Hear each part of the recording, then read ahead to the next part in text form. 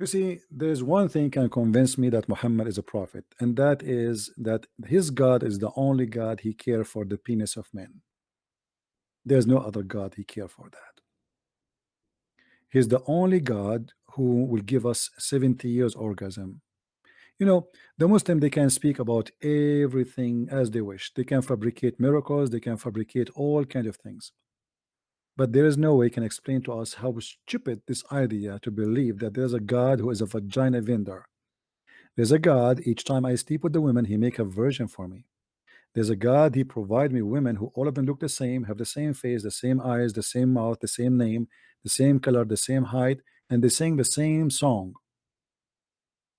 It's like a Barbie store. And yet they want to convince me that this is God. The idea of having women who they are all look the same. Not only that, Muslims, they claim that when we go to heaven, all of us, we will look like who? Anyone remember? Anyone remember?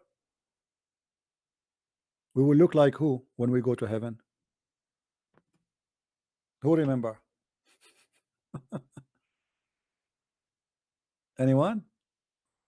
Nobody remember? Joseph, thank you. Guys, all of us, we will go to heaven, and all of us will look like a prophet Joseph. Question: how we will know each other? How I will know who is he, who is who? I mean, if all of us look like Joseph, have the same age of Jesus, 33 years old, we are 60 arm tall like Adam. I mean, this is the most funny, stupid heaven ever. How we will know who is who? All of us, we look exactly the same. How that can be from God? You know what I mean? The idea of believing in such a thing, you have to be mentally ill. And all the women, they look exactly the same. All of them.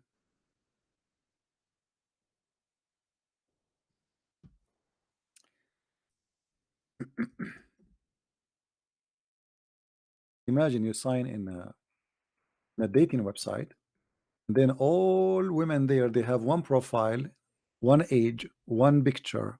All the men there, they have one age, one picture, one height.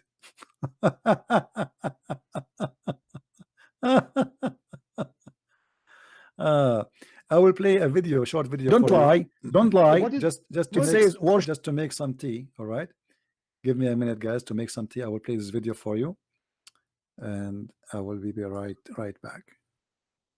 Let us hear to this, and I will be back right with you.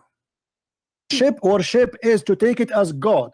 Do you see the Quran? Read with me. Read with me. The Quran says, "Take my mother as God." Do you see it? Okay. I'm read again. Beside Allah, take my mother for gods beside Allah. Okay. See? What is okay? What is God in Islam? What people do to God? My friend, don't tell me what's God. Don't go. I mean, them. what a game you are playing. God They is worship God. them. God is God. So the Quran claim that there's in Christianity, those who they are Nasara, they worship three gods. One, his name is Isa. One, his name is Mary, and one, his name is Allah. Okay, I will prove it to you from the Quran. Okay, that all the pagans used to believe in gods. Whoever they worship, that is their gods.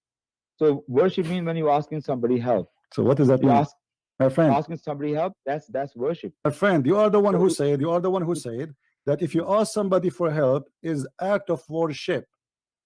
When I was saying that, you just cut me right in the middle. No, you were talking about Mary. You were talking about So Mary. So if so somebody, you are the one who said that if somebody asks someone for help, he is asking someone for help. He is doing an act of worship. If you don't do that, help me. If I ask my daughter to help me to get me a cup of tea, that means I'm worshiping him. Come on, don't play with words. Help. You know what I mean? Help. What help? What does that mean? Okay, tell me what help. Tell me what help. Help is about what? It's about salvation. It's about going to heaven. When you ask, this is about somebody, my friend. This is about religion. This is not about help to make zucchini. This is about religion. So help here is about you being saved from torture. We're talking about Judgment Day. When I look, if I'm here, sitting in my sitting room, and I'm asking, "Oh Muhammad sallallahu alaihi wasallam, help me and do this for me and do this for me, that will be a worship. And that's what exactly Allah is talking about. The people does to Mary and Jesus, and people are still doing My comparison. friend, interpretation, please. There's a Interpretation. difference. If you are truthful, show me the interpretation of what you just said. Hey, Jason here. I'm going to share one of the most powerful secrets in the business world. Okay, let me start with something that's easy and a no-brainer. To be successful, a business needs to be able to find customers. We all know that, right? But here's the key. Most businesses suck at finding customers. Enter the most powerful secret and most powerful business that I know and love is what we call the bridge man. The bridge man does nothing but helps this business owner find customers for their business. And sorry, there's an ad. Catholics do. What's God? What's God? Okay, you're the one who said that Sorry, if the Catholic they ask Mary for help, that will make her God, correct? If they know, in the eyes of God, that's a worship. So that is no problem. That's a worship. So if you ask Muhammad to pray for you, that is an act of worship. No Muslim asked Muhammad to help. He's dead. When in his lifetime people ask him to help, and you can ask a good person in a lifetime to help or pray to God. Anybody saintly human being, you can say, look, can you pray to God for me? You're a good human being. You can in a lifetime. But when that person died, I cannot ask that person. Do you know there's a hadith of Umar radiallahu anhu? He, when the rain wasn't coming, he went to the uncle of Muhammad sallallahu Abbas. And he said, in the lifetime of the Muhammad sallallahu we used to go to him for ask for rain to pray for us. Now he's dead, so we're asking you. If you ask Muhammad help when he is dead, that is an act of worship. Absolutely. All right. It's sure. All right. Okay. As long we stop here. Did you hear this guy? He said, if we ask Muhammad when he is dead, it's an act of worship. He said that, right? Last time, he like the conversation was long, and we did not finish because I was going to show him actually that yes, Muhammad obviously he was worshipped, because Muhammad he claimed that when he is dead, the prayer of the Muslims will be played in front of him. If we go a little bit here, that is an act of worship. Absolutely. All right. It's God. Anybody saintly human being, you can say, look, can you pray to God for me? You're a good human being. You can in a lifetime. But when that person died, I cannot ask that person. Do you know there's a hadith of Umar radiallahu anhu? He, when the rain wasn't coming, he went to the uncle of Muhammad sallallahu Abbas. And he said, in the lifetime of the Muhammad sallallahu we used to go to him for ask for rain to pray for us. Now he's dead, so we're asking you. If you ask Muhammad help when he is dead, that is an act of worship.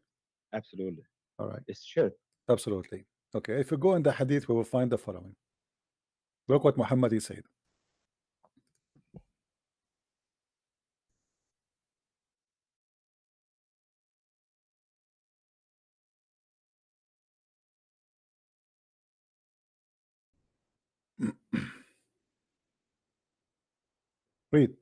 Read and laugh.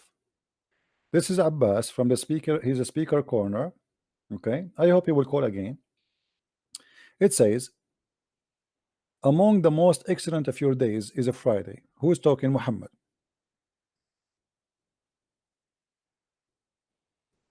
So invoke many blessing on me. By the way, it doesn't say blessing. Again, this is a praying on me on that day. So Muhammad is asking Muslim to pray on him in that day.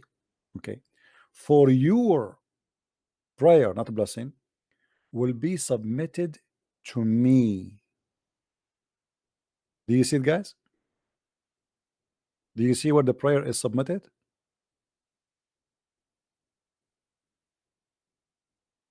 To Muhammad. We just heard this guy in the debate, or if we can have a conversation, saying that if you ask Muhammad or if you pray to Muhammad and he is dead, this is an act of worship. And look what the Muslims, to confirm that this is Muhammad is dead now, look what it says. The companion, they said, they ask, O Messenger of Allah. I look like I have too many. I need to close some programs. Let us close this one. All right.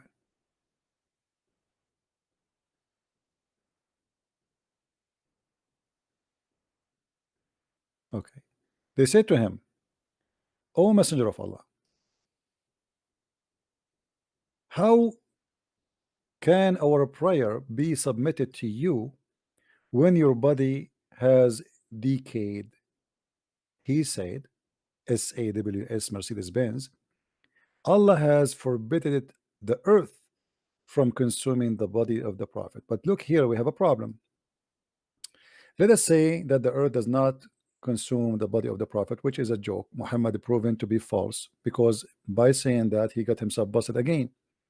All the hadith report that when Muhammad they die, he stink, and his skin color changed, and his nails changed, and he start farting. But this is not the problem here. The problem is Muhammad, he claimed that because his body is not to be consumed, he is alive, and he is yet in the grave, but he is alive, and all the prayer of the Muslim will be submitted to him. If Muhammad is not God, why the prayer of the Muslims will be submitted to him?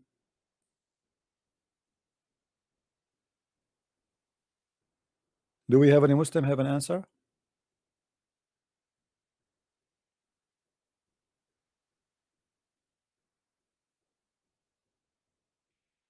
Anyone? How Muhammad is dead and the prayer of you Muslims are going to be submitted to him? Who is he? I thought the prayer will be go to Allah.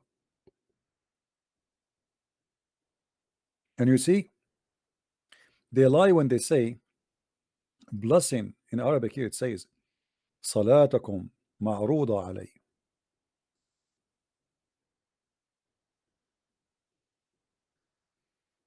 صلاتكم معروضة علي. Your prayer is submitted to me.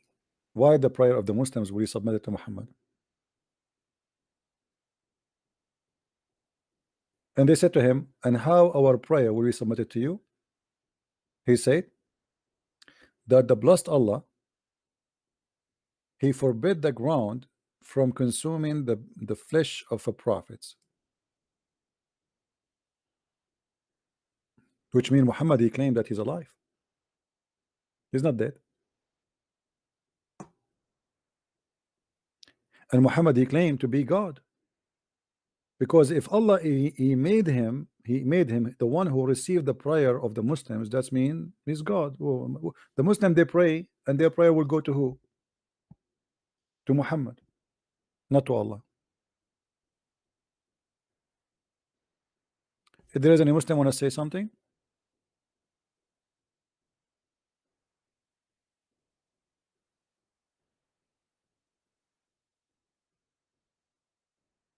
any Muslim want to have a comment about this?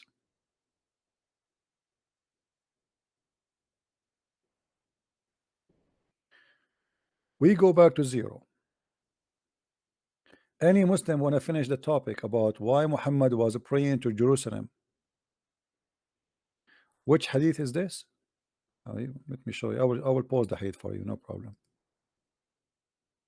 And by the way, this is Sahih. So the Muslim, they cannot play the game of weak and da'if, and the game of shish kebab. Sahih, you see it? Let me give you the link so you can save it. Any Muslim have a comment, or he have a topic to open for us?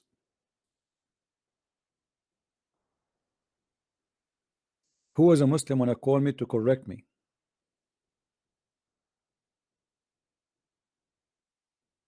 Anyone? Why I pray and my prayer submitted to Muhammad? Who is Muhammad? And Muhammad now is dead. Still Muslim, they believe that the prayer of Muslims are submitted to him. Why? How Muhammad can reveal the prayer of 1 billion Muslim every day?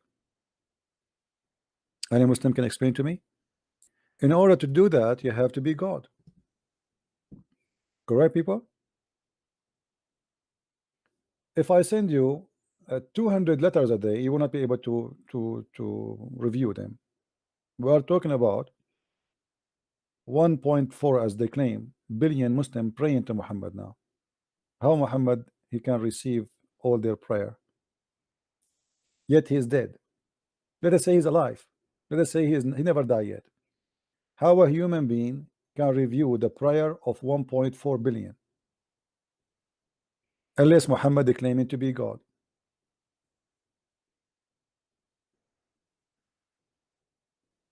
You see, when a human being can do what God only can do, that means it's a human being claiming to be God. One of the reasons the Jews, they crucify Jesus, the major reason is because Jesus, he does things only God he can do, or he say things only God he can say. As an example, he forgives sin, right? And nobody should forgive sin except God.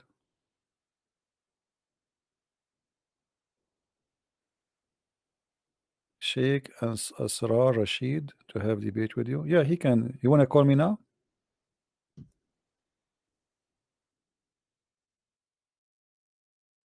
Look like we have a sheikh want to debate me.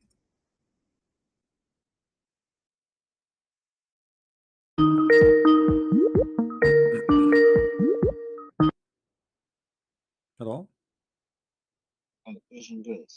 Yes, my friend. Hi, I want to know when you're gonna get. Sorry? I wanted to know when you're going to get Muhammad Hijab or Ali Dawa, one of them on your show. Well, Because I am here every day. As you see, they are not calling me. What I can do? I'm interested to see the debate. You know what I mean? Why, for me, they don't really, I mean, they are not really important, but I made a challenge for them because they claim to be a people who can debate. That's all. Otherwise, they are not really no one. They are just a bunch of kids. And Yeah, I'm interested in seeing it. I want to see it. I want you to talk to you see, if you go and see my videos, I'm putting the name of Muhammad Hijab and yeah, Shamsi almost every day in the title of my video. every day, yeah, Why? to invite. Hoping, I understand they will have the that. courage to do it, right?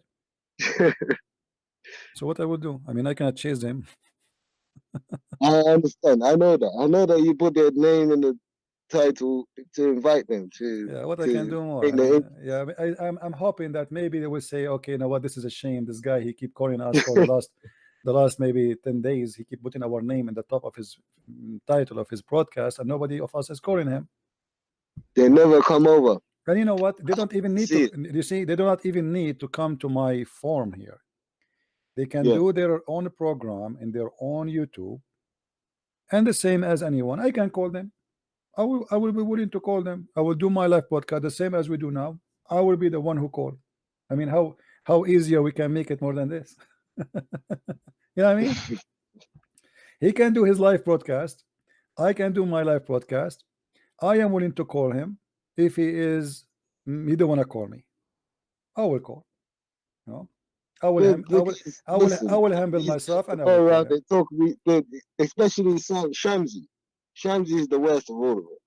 My He friend goes around and says, "Oh, I'm Shamsi, gonna expose you. I'm both. gonna expose." He says it to everyone. This Every single time he's at Speaker's Corner, I'm gonna this expose you. this I'm gonna Shamsi. expose you. I don't But think he doesn't know Shamsi. nothing. I don't think he have a high school.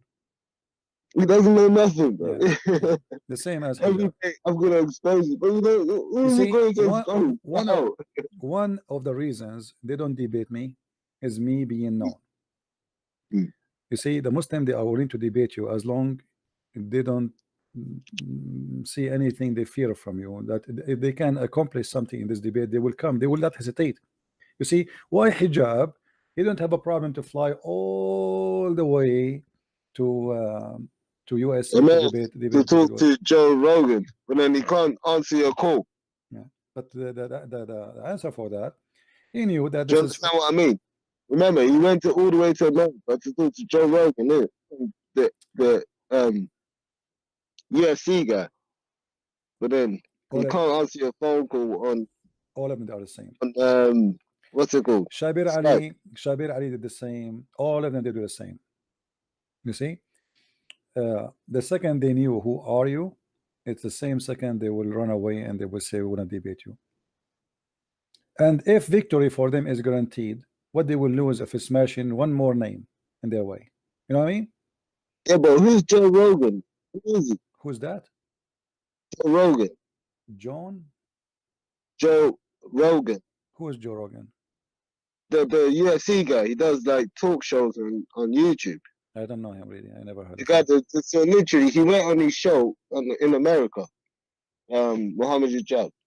He traveled all that way Okay. to talk to that man, but he won't talk to you for free over Skype Yeah, I don't know or him. Wi-Fi. Do you understand what I mean? I don't really follow videos of the debate because I will learn nothing from it. But I just watched the some of the debate of.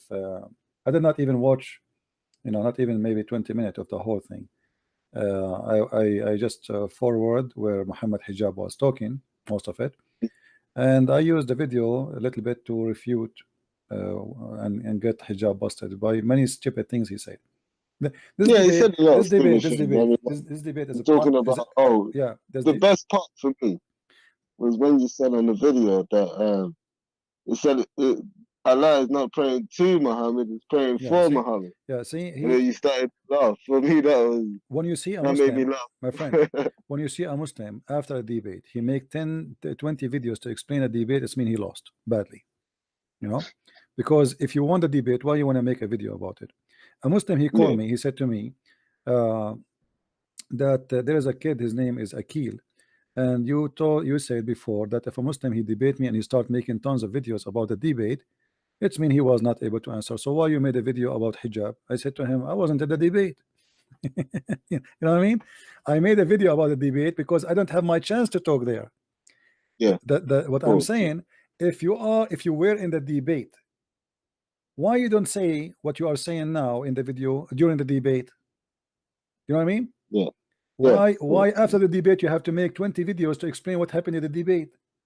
Exactly. You were in the debate. I wasn't at the debate. So they do a monologue. That's what they do at Speaker's Corner. They have a debate. Do you know what they do? They have a debate. yeah. And then after they run away from the debate, they ask their guys to come to them, like the favorite channels, and say, look at me, come to me, come to me. Okay, so now I'm gonna explain myself. Do you know what I mean? After they've made all their mistakes, they've been destroyed by the Christians. They'll go back and say, oh yeah, look at me, yeah, let me repair myself. Oh, okay, so all I've said, like Shamsi, you know what I mean? Yeah. Okay, so this is what I'm saying now. All these Christians, they're stupid, blah blah blah. Do you understand? Where I'm coming from? Yeah, you see that he always does like a monologue after the debate. He knows he made a mistake, so he wants to repair himself, and he's gonna make a video just to talk about explain himself. Do you understand that? And we all know he's wrong. He's talking rubbish. They don't even know. They don't even know what they are talking about. They have a stickers over. They have the Bible, and they have a stickers. They collected like what they call bad things in the Bible. They have a stick in the top of every page. In this page, Jesus said, "Hate your family." How Jesus says, "Love your enemy," and he says, "Hate your enemy." Muhammad, he said the same. Muhammad is trying to copy Jesus. How the Jesus, the loving God, he says. The merciful God, he says, if your child he insulted you, kill him. Muhammad he copied that. He have it in the Quran, chapter 18. They don't know what they are talking about, and this is why they want to get close to me. They knew how to criticize, but they do not know how to hold the ground with their attack. They are just like a cat. I saw this guy with Jacob. Jacob, he was chasing him in the corner, the speaking corner. Jacob, he said after him, you go after him, hey Shamsi, I want to talk to you. Where are you, Shamsi? And Shamsi is moving like, no. Yeah, hey Shamsi, they are waiting for you, Shamsi. I have a question for you. And the guy is sneaking like a snake. And then he claimed that he is a lion in the speaking corner. Yeah, he says he's a lion, but he's running away. Anyway, my friend, everybody here can make a judgment. You see, Muslims are welcome to call me, and here we go. Today we have many Muslims call me, and they did their best. And people, they make the judgment. Either the Christians, they were right, or the Muslim, they were right. I mean, here we go. Who was a Muslim of them? He dared to have his Skype open every day. To be honest, I want a Muslim to call you because I find your show entertaining. It's like every night now. No, ask yourself. Before it was every now and again. Now it's every night. I want to hear Christian Prince, my friend, versus Muslim, because for me it's entertaining. It's the same rubbish every day. There is a question we need to ask ourselves. if Muslims are sure of their religion, why they don't dare to have an open line for anyone to ask question? I want to see this guy, if as an example, Muhammad Hijab or Shamsi, he do like the same as I do, and he have a Skype open, and I will be the first to call him. Yeah. Do he dare to do so? Or Muhammad Hijab? Nobody wants to call Ali Dawa. It doesn't make any sense. Ali Dawa, the nurse of Muhammad Hijab, you mean? Yeah, they are kids. Yeah. They are kids. You know, they and right away after they finished the debate with David Wood, they made a video asking people to donate for them £50,000 a month. You know, obviously it's I mean, okay, you finish a debate and you think you did a great job. Why you are asking for money right away? They will take advantage because Muslim, they thought they made victory. You know. So they are Muslim now. They are willing to debate us or to give us to us. So let us make a video. And they ask every Muslim. We want only, look how humble they are. Only 500 people who give. You know, I think I think Islam is a scam. No, listen. Money. A guy. He is a speaker corner. Why he need £50,000 a month donation? What he will do with it? He starts saying we need a studio. Studio for what? You are a speaker corner. Sally. You do what you do in the in the garden, in the backyard. What studio? You want to buy a computer? You do not need all £50,000 a month. No. Those guys, they are guys. It's a great business. And you know, when you ask the Muslim to donate for you, and you say we need only 500, are you going to stop by with the 500, or you would take, even if it's 1,000 donation, 10,000 donation? 500 is an excuse to make everybody donate for you, but still it's a lot of money. Hijab, he made a video, was saying, and I have it in posted. He said that David Wood is like Islam because he's making a living of it. But the coward, he himself, he have in the same video a big sign says, so sponsor this video with £50. How you are saying the guy is making living from attacking Islam, and you are asking the Muslim to sponsor this video with £50? Exactly. Yeah. You know. Hypocrite. You see, and why you asking for £50? I mean, you don't accept £1. You know, in the Middle East we say shahad sharat, which mean you know the bigger, the one who big for money. Yeah, he is a bigger, but he put conditions. I don't accept less than £50. You know, I mean, if you are asking people for donation, first of all, okay, people to donate, but you do not need to say I accept from 50 and above. Yeah, sponsor this video with 50. Why I need to sponsor this video with £50? Yeah, exactly. You know, why £50? What about 49? Is that okay? It's stealing. It's called stealing, isn't it? It's great. And the funny, he talked about David Wood, that he's making living from attacking Islam. Isn't it you who's making living from? But he's making living, and he's making not only living, obviously he's trying to be rich. You know, he's asking a lot of money. Like you see, people, they donate for me. You can go and you will find somebody he donated $1. Okay, God bless him. $2. But the thing is that okay, Islam is pretty much a way people use to make money anyway. They don't join Islam because they feel like it's a spiritual thing. It's because they feel like it's a financial or economic and social. So it's like, if I join Islam, now I have my brothers around me. I have enough people surrounding me to help me if I'm in a problem. Or I have people who can give me help when it comes to jobs, for instance. Like, if I don't have any money now and I'm jobless, maybe they'll put me in a shop, one of these Arabic, shops, and I stand there, I work for them. I'm a black guy, bro. Do you understand what I mean? I love black people, my friend. So if I join Islam now, that's the kind of thing they're gonna try and, push onto me. For me, it doesn't make any sense. It's not. I just think this is what they did, because I look around and I see every single day what they're doing. I see how they corrupt the London area as well. Yeah, I've seen it every single time in the evening. I go somewhere, I look. It's always some sort of Muslim guy, Muslim people.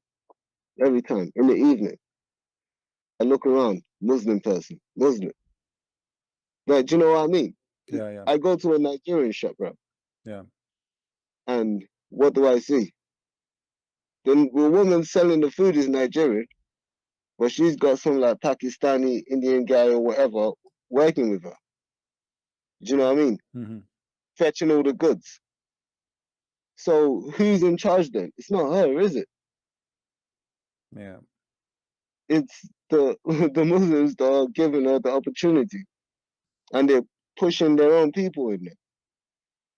Well, the scam is started since Muhammad he became or claimed to be a prophet. If you go to chapter 9, verse 103, you will see Muhammad saying the following. Muhammad he claimed that if you pay him money, he is willing to pray in your behalf, and he will purify you by the money you pay him. Read with me carefully. Take alms of their wealth, wherewith you must purify them and must make them grow, and pray for them. You know, bad translation. Let's see different translation. Yusuf Ali. Let us see. Read, guys. This is a translation of the Muslims. Of their goods take alms, so that those might purify and sanctify them and pray in their behalf, on their behalf. Question: why, if you pay me, I will pray in your behalf? Any Muslim can explain? Imagine I say right now that if you give me money, I will pray in your behalf. Isn't it? This is obvious. This is a scam. Since when somebody can pray in behalf of somebody because he paid him money? And not only that, he claimed that if you pay Muhammad money, that money you pay is going to purify them and sanctify them. Christian Prince, I just want to say, because it seems like some people are getting it wrong in the comment section. They're saying, look, there is one race, human race. Do you know? Do you understand? But everybody keeps fighting that in the comment section. Like, of course, there's one race, human race. Don't worry about. I don't care. I'm not trying to act like, oh, I'm black. All of a sudden, No, I'm so special. no, I didn't Do you say know what I anything. mean? Nothing wrong with saying I'm Because black. people I are mean, what? writing, and I don't No, understand why they're writing that. nothing wrong What with for? saying I am black. You're black anyway. I mean, I'm white. I'm white. So Yeah, I mean, yeah, I don't care. Yeah, no, I know who I am. yeah. This is not. I don't want special treatment. You No, know what I mean? I no, don't care. no. We It's you who I know, am, innit? the Lord, my friend, he said, you know them from their fruits, not from their names, not from their color, not from anything, from their fruits. Yeah, You I know. don't know why they're writing that in the comments. There's one person was like, "Oh yeah, there's only one race, human race." Yeah, I know that. Yeah. Don't be I'm not. sensitive. Don't I'm be not sensitive. trying It's to okay. use anything. You know what I mean? Don't be sensitive, I my don't friend. know. People are strange. People are No, strange. don't be sensitive. It's okay. You know, people sometimes you know, we say something, people they can misunderstood what we are trying to say. It's okay. No problem. Yeah, Anyway, oh, it's stupid. I like the way you say it. Yeah, you're stupid. yeah. Anyway, thank It you, my makes. friend, for calling. Let's take some more calls from Muslims. Yeah. Of Because course, I of okay. course. Yeah, definitely. Thank you, my friend, for Oh, calling. I'll talk to you now. Take Bye, care. bye. Take care. So you Muslims believe that if Muhammad we pay him money, he pray in our behalf and he purify us. How that can be?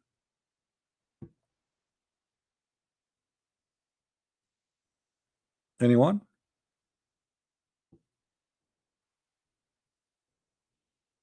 Do we have any Muslim?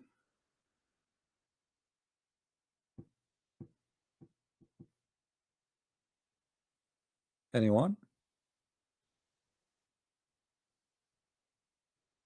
Who is a Muslim wanna call us? We can change the topic, no problem. We are here with you. Okay, Doris, you can call.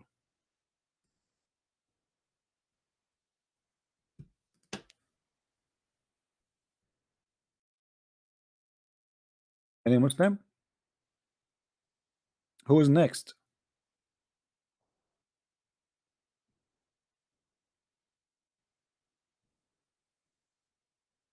When Umar he said, my God, he agreed with me in three things, he got Muhammad busted. Truly, he got Muhammad busted. Look like Muhammad, he don't have anything of his own.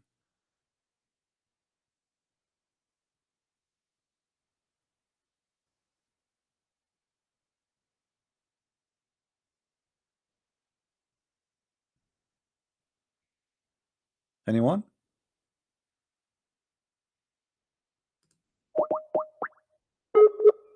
Look like you have a bad internet, my friend.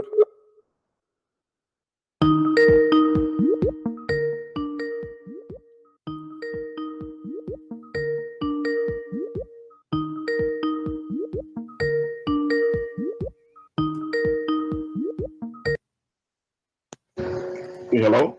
Hey, my friend, how are you? I'm okay, CP. How about yourself? I'm all right. Okay, I don't know what happened there. I tried to call a couple times. It kept dropping. I think maybe somebody, maybe you have too many people using the internet. Do you have a cable or you have you are using your data? No, it's cable internet, Mm. but I am watching you on the laptop and on a television set. So, All right, okay. if So what do you want to share with us, my friend? a couple things. I guess I'll start with the guy that just hung up. I think he took offense when people were saying that there's only one race, human race. I think we understood what he was saying. Yeah. Yeah, he's black, which in well, you guys, you know I'm black, and you can probably tell from my voice as well. But there is a particular angle that Muslims take towards black people. Right. That we discussed before, and I guess they do the same thing in Europe as well. I guess that's what it's evident. They try to fool the black people, make them believe that Islam is perfect for the black people. Yeah, when Islam is the most aggressive racist religion ever exist.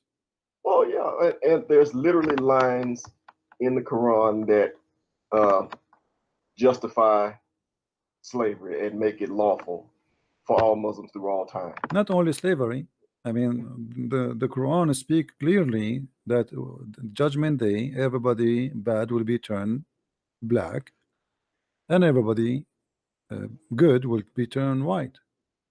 Yeah. So what more we want it to be? I mean, okay, slavery. It might say, okay, in the Old Testament they used to have slaves, but you will notice that in the Old Testament a slave can be possible to be a Hebrew man, a woman. It can be an African, it can be white. Oh yeah, and again, slavery is really too general of a term because it matters what the elements, the rights and duties and restrictions of the slaves that you have. Like in Brazil, they had slaves, but the slaves could marry and you couldn't sell slaves apart from their wives and husbands and such. Well, in the United States, you could do that. It's vastly different.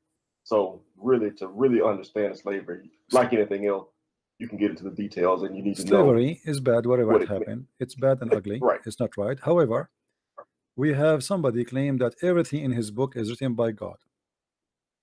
Yeah. Everything is coming from God.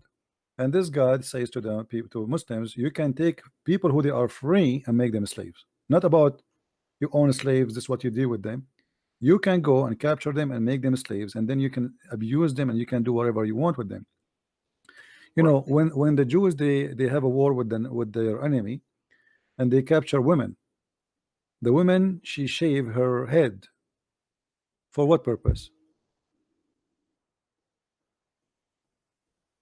To mourn her lost loved one. No, simply, you see, the shaving first, the first thing the shaving would do will prevent the man from doing anything to the women.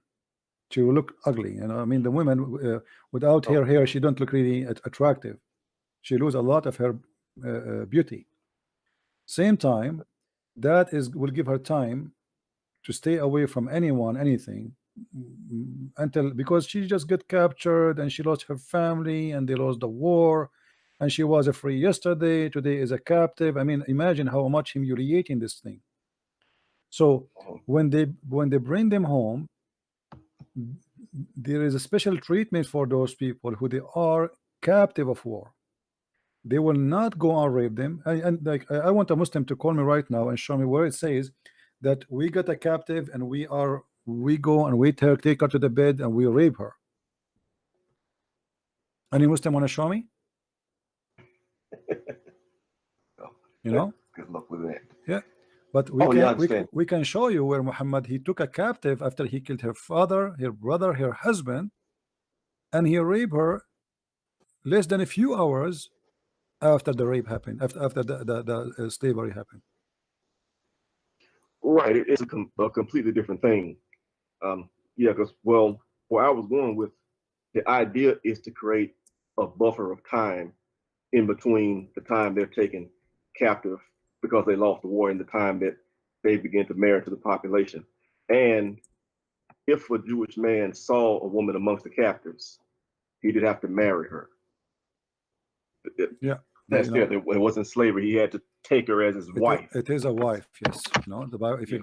you go to the book of Deuteronomy, chapter 21, I believe, it says clearly that how you deal with them and how you marry a captive woman.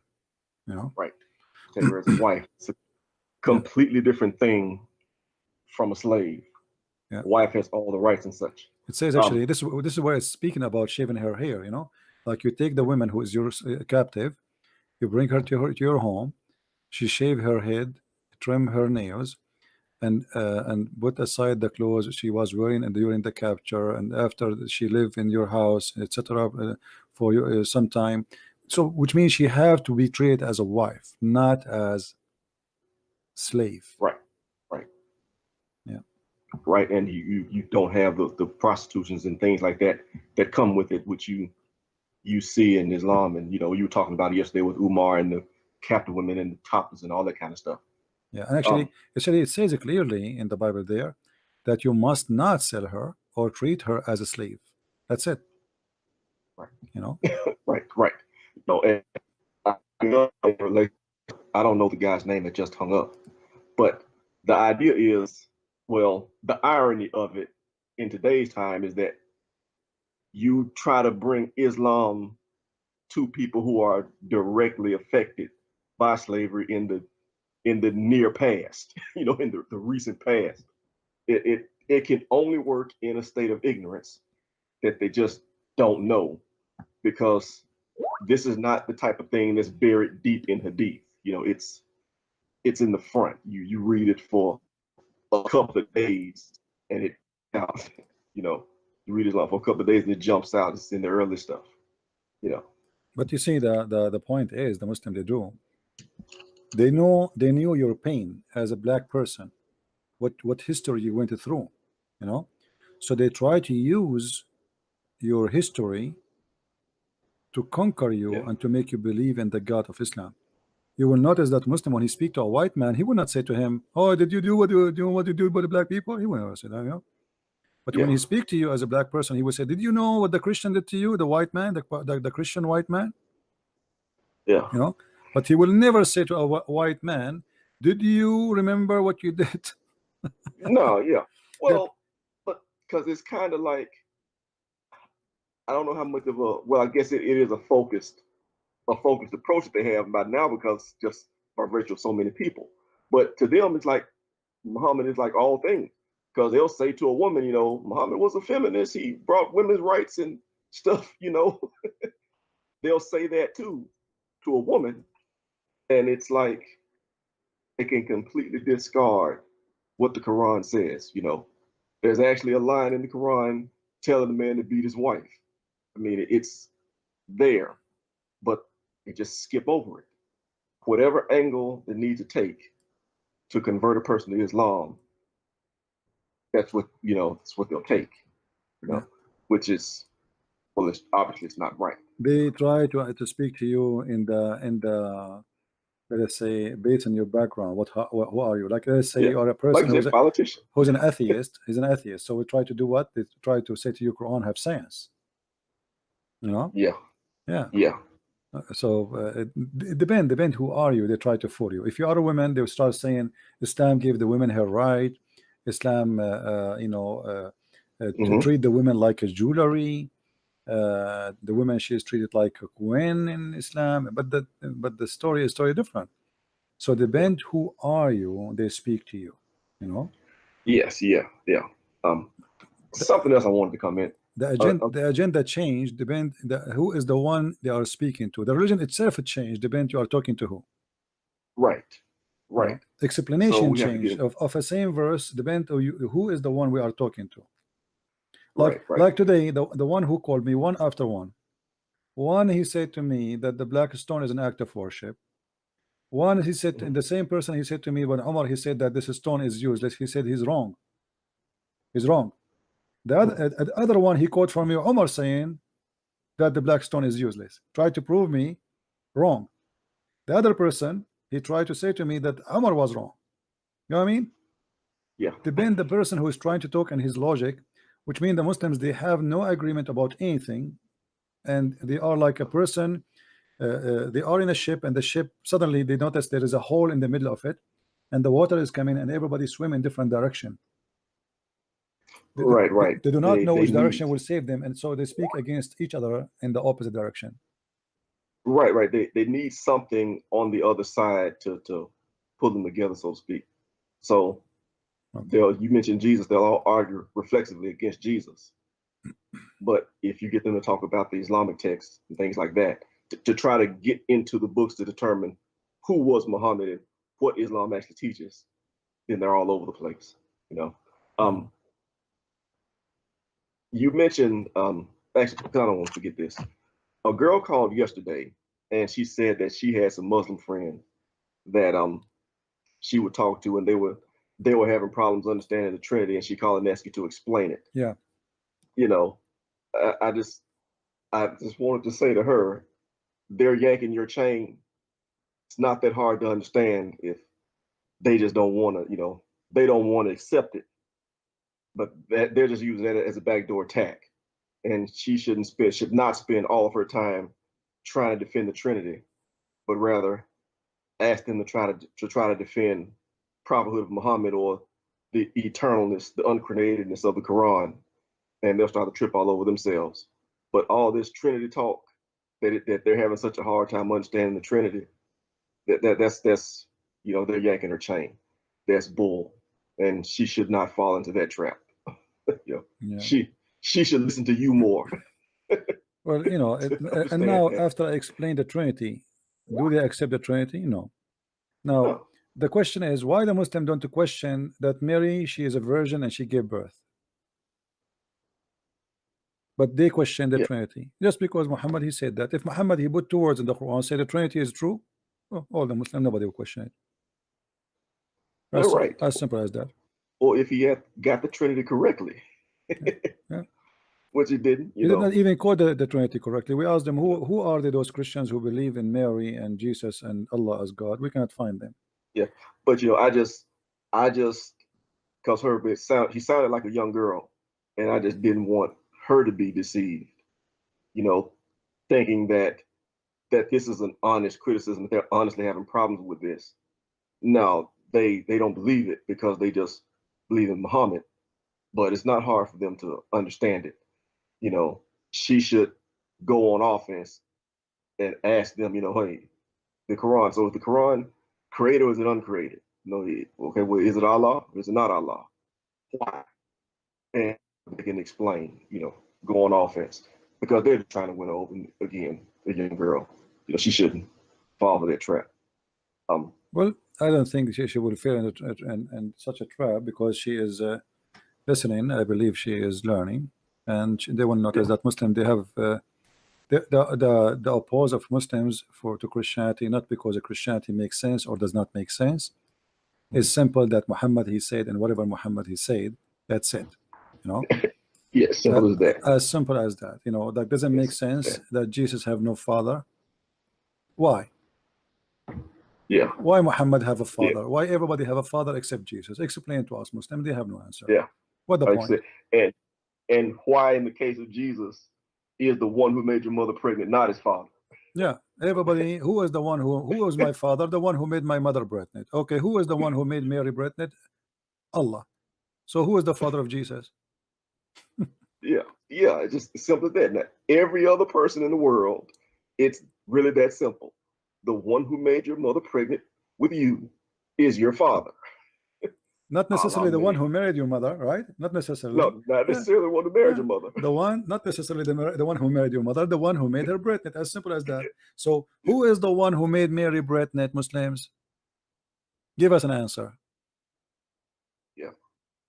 Even, by the way, even this one, they have many stupid stories about it. As an example, interpretation, some Muslims believe that Allah, when he created Mary, he created a sperm inside her. So he sent Jibreel and he breathed into her vagina. It's not Allah who breathed, but the Quran says, I breathe, he breathed.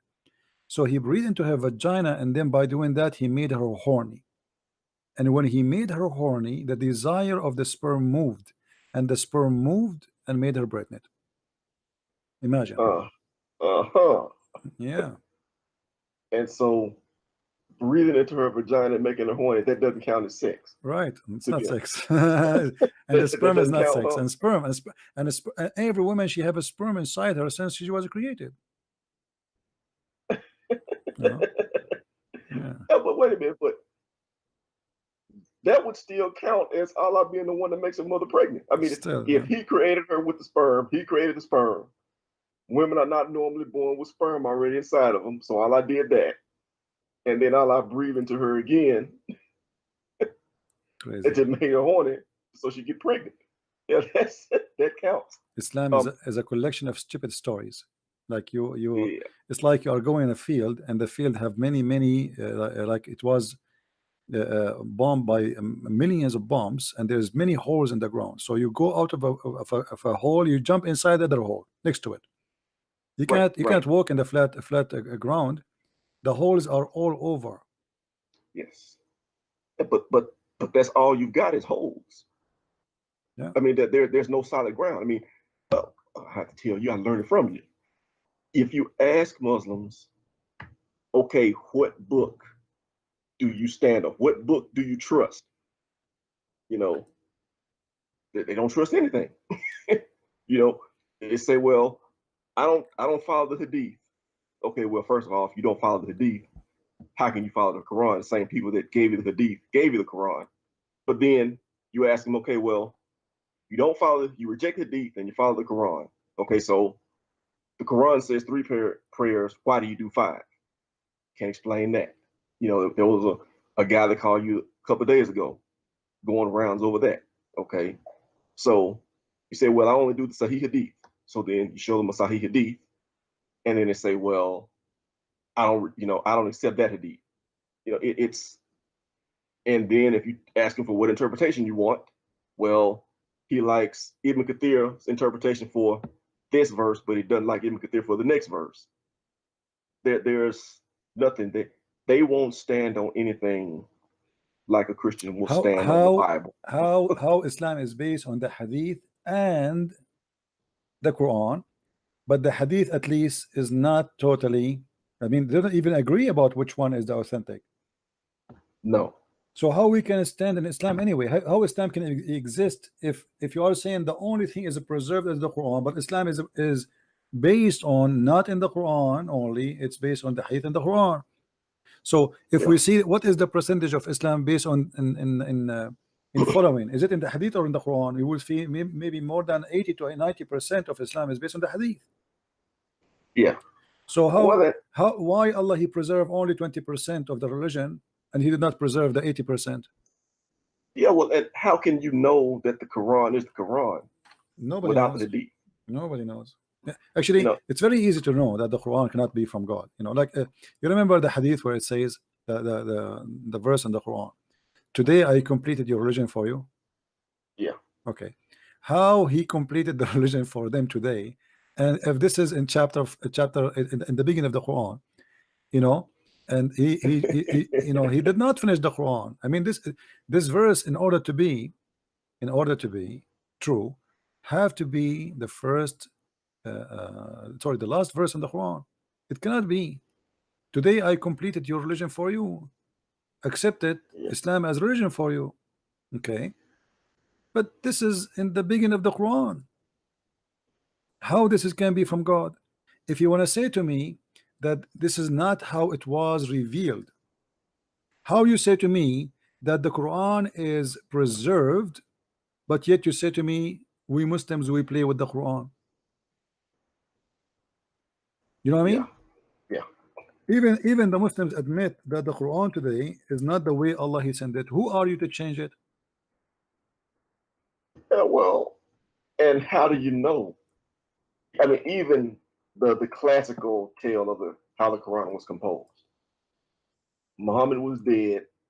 They got a bunch of Quranic material from everything written on paper, scratched on bones and rocks and stuff like that. But if Muhammad is not there to tell you this is verse 1, that's verse 2, that's verse 3. Hold on, I think we have a Muslim. Sorry, hold on. Go ahead. Hello. Hello, Christian Prince. Yes, my friend. Hello, Christian Prince. I hear you. Hi, this is BC from Nigeria. Okay. I am not a Muslim. Oh, thank God. how sad. But I was hoping that okay. I was hoping you can talk on Surah 555. No, Surah 355. Okay. Where it says that Isa died, but Muslims changed the translations to gather. To what? To gather, to, let me read it. Surah 3. I know what you're talking about, but I know you know everything in the Quran. Okay. But I don't understand what you are saying in English. Okay. No, I was hoping you can comment on it if you have time. All right. Well, I don't know if Thank you. Okay. If we go back, if you remember, just last week we have a Muslim who called us and he says no, that Jesus he died. I don't know if anyone remember which day it was, so they can go and listen to it. The Muslim there, he said no, Jesus he died because it says there that Allah he caused him to die. Now the Muslim, they say some Muslim, they try to be smart, I suppose. It says it means he terminate his life. He terminate his life. Okay, how he terminate his life? The word here inni mutawaffika,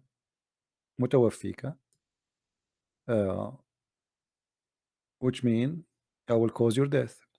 And when you try to be smart and you say to me, he meant that he is going to terminate life. Look at the translation here. I am gathering thee. What gathering thee?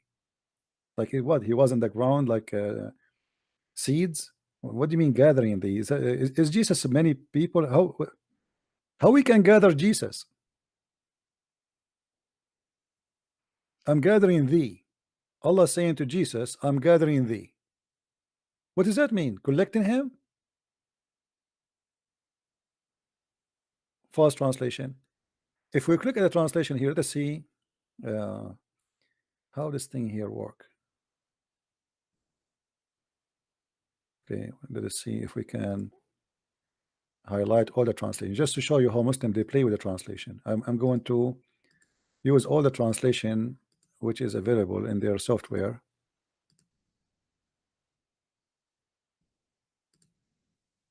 I'm highlighting them.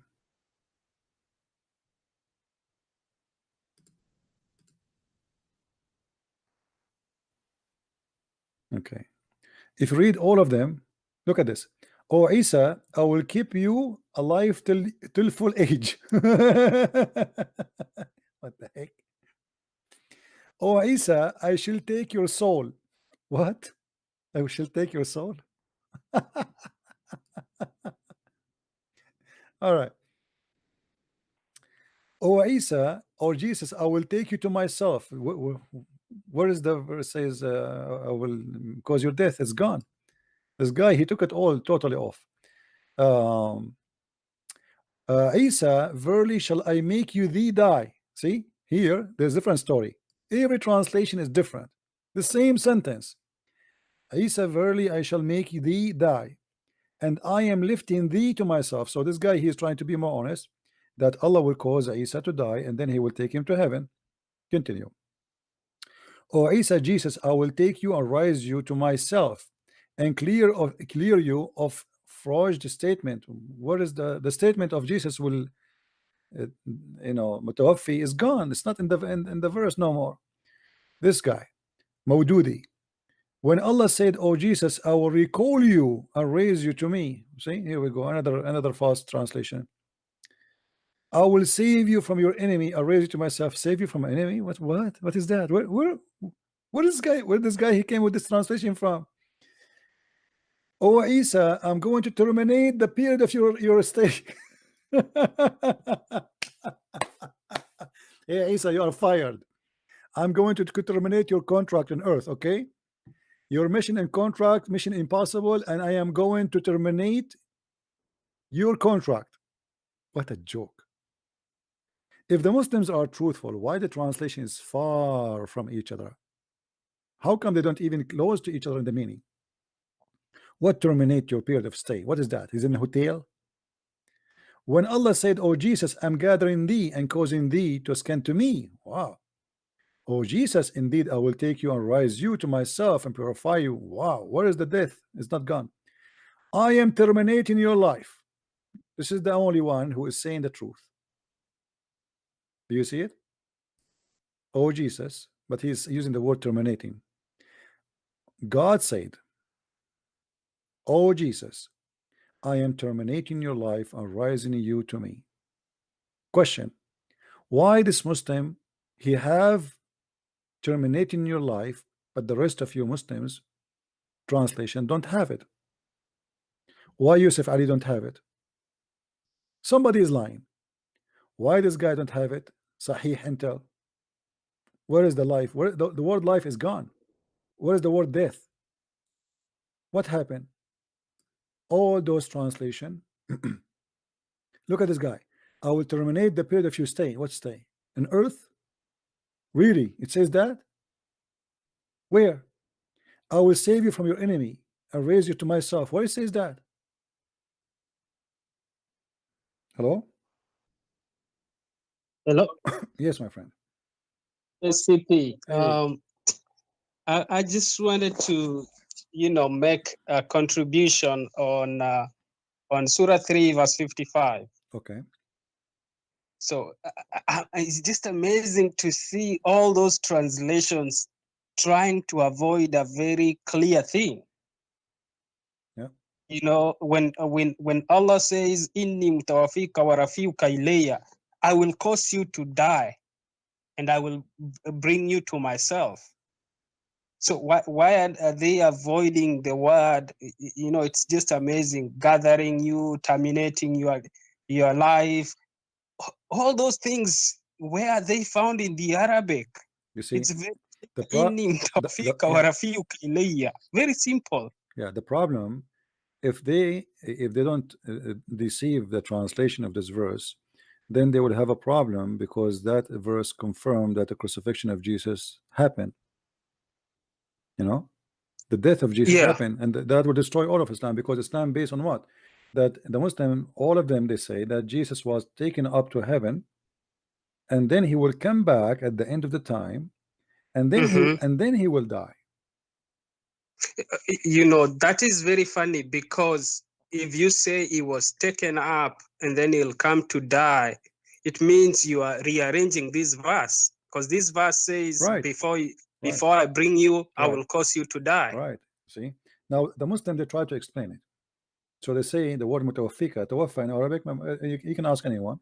The second you say tawaffa fulan, which means this person, he died, pass away, that's it. He died. Okay. Yes. So they say to you, oh, here he mean that he will take him in a sleep. So when you are asleep, you are dead.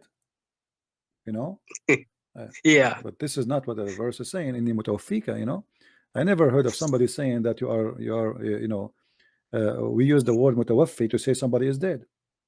I think they point to the verse in the Quran where Allah says that He's the one that causes you to die and then causes you to resurrect in the morning, Yeah. during sleep. But if you look at the way Allah has used the word, it means death. And that's why the other verse that you were discussing, Surah Al-Ma'idah, verse 116 and 17. Hold on, we have a Muslim. Hold on, forgive me. Okay. Hold on. Hello? Oh, we lost him. Let me call him. This is the same guy.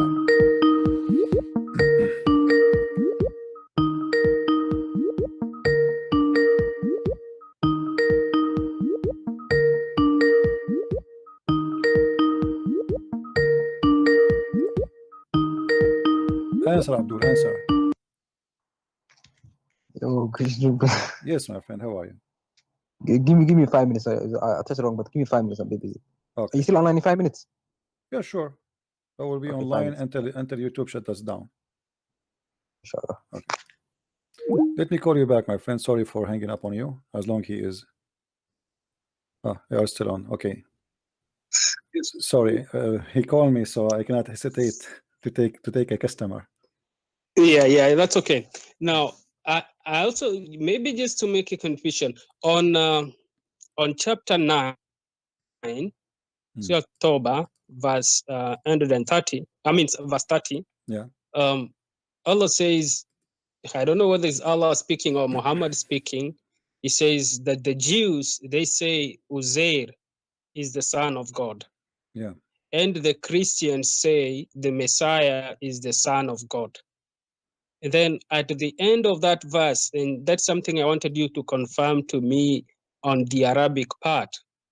It says, may Allah's curse be upon them, or may Allah destroy them. May God. Now I'm wondering if it is, if the Quran is Allah's speech, if He is the one speaking, Yeah, because if and Allah, He's saying, may Allah see, curse the okay, if you go, Christians and the Jews. okay, if you To whom is He praying? To whom is He asking? yeah, Which God does He want to curse the Jews and Christians? right. Well, He is God, yet the Quran is eternal. This is It's it can be before found, we were created. Yeah, this can be found all over the Quran. You will see that there's verses speaking about may Allah.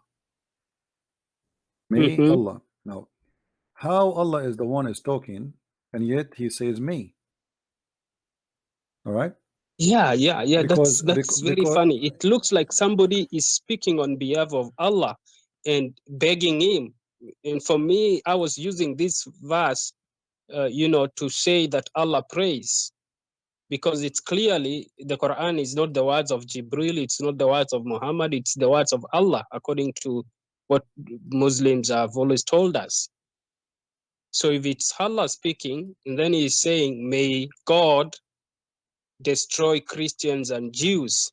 So that when you say may, it's a prayer. Yeah, it's a request. So it's upon God to either destroy or curse the Christians or not. But at least he is making a prayer to God that God will destroy the Christians and the Jews. Yeah, you see that actually in many places in the Quran. As an example, if you go to chapter 17, verse number 79, it says Asa an yab'athaka rabbuka maqaman mahmuda. May Allah, give you a high place. May Allah. But who is the one who's talking?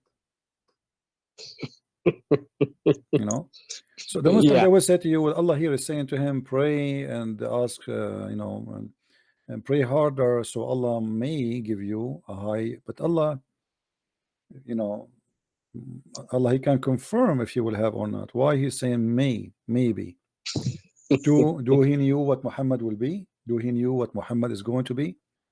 Yeah. What maybe? If you go to any Islamic translation, if I change now, if you go to Yusuf Ali as an example, and I type the word maybe or may, may, you will find that how the Quran is full of may.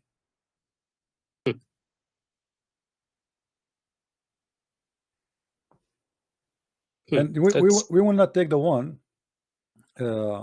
We will not take the one where it says like you may to people maybe you fear something or etc. We will talk about Allah. He is always saying may, and look here, and that I may complete my favor on you. Yes, that is 5:3. This is 150. All right. Okay. Yeah. So what do you mean I may complete my favor on you? Is it I'm going to complete, is it completed, or maybe I will complete? What does that mean? Okay. And you may be guided. Okay. What may? So there's tons of places, or like when the Quran speak about Allah, that it is He who created the earth and the heaven for you. Who is talking? Allah. Why Allah saying it is He? And even swearing by He, when He says وَمَنْ خَلَقَ ذَكَرَ وَالْأُنْثَى. So he's actually swearing by another one who created male and female. Yeah. Allah is all knowledgeable anyway. Let us give a chance for the Muslim Abdul to call. Maybe we can find some Maybe we can find an Abdul. Yeah, thank you. Yeah. All right, my brother. Thank you, my friend. Thank you. Take care.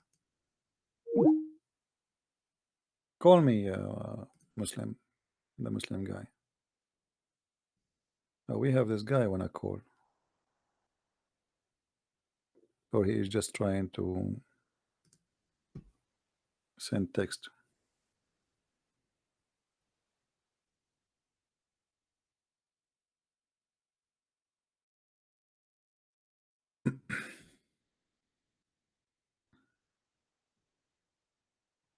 Any Abdul?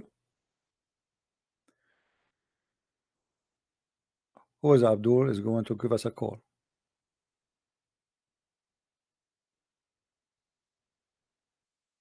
Anyone?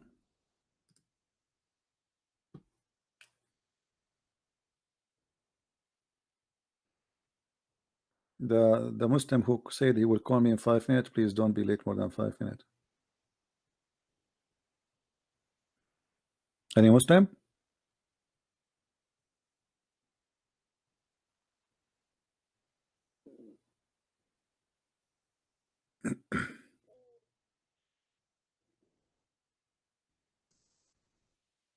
Let us give him a call.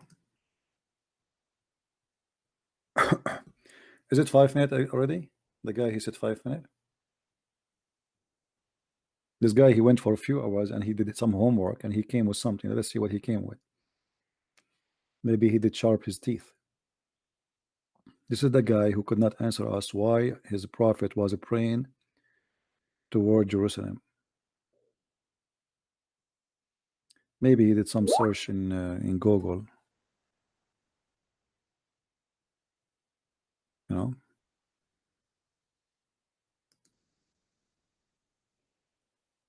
Any Muslim?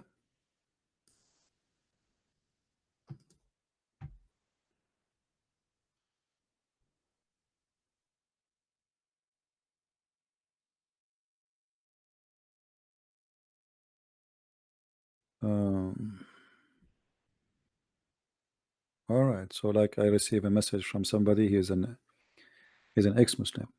That's wonderful. Good for you, my friend. Happy to hear you. If you feel you want to talk, you may call me. Feel free. But I am live on air now.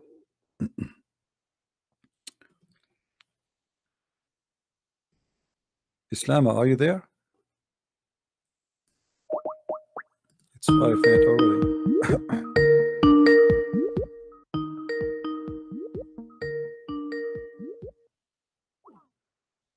No, he's not answering now.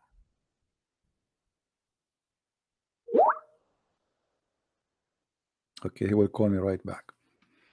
Maybe he is calling his friends Shamsi and Muhammad Hijab.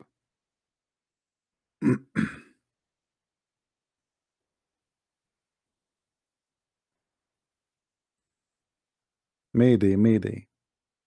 Guys, invite your friends. Why we have only 600 people? What's wrong? Those who attend our program, Allah will provide them with a lot of virgins. And the women, Allah will make them 70 times more pretty.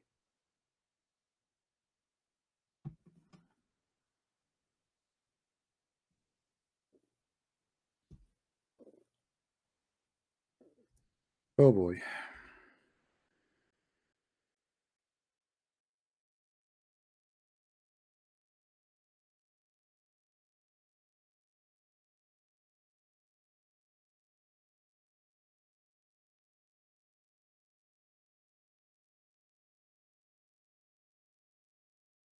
And Abdul, I'm waiting for this guy to call. They will call me.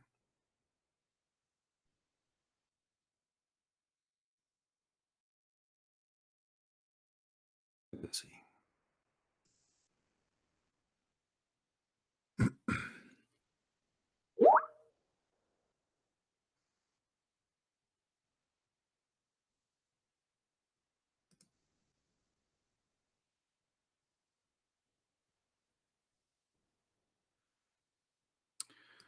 Where we can find. Okay. I advise you, my friend Nathan, you are asking me to get my book Sex and Allah. You'll find tons of reference about those things. 6 in Allah, value number 1 and value number 2. You will have a lot of handy resource. However,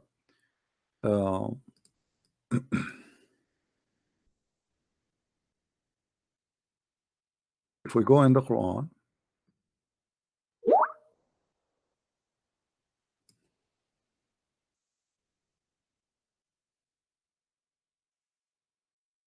we will find the following in chapter 55 verse number 74, in chapter 55 verse number 56.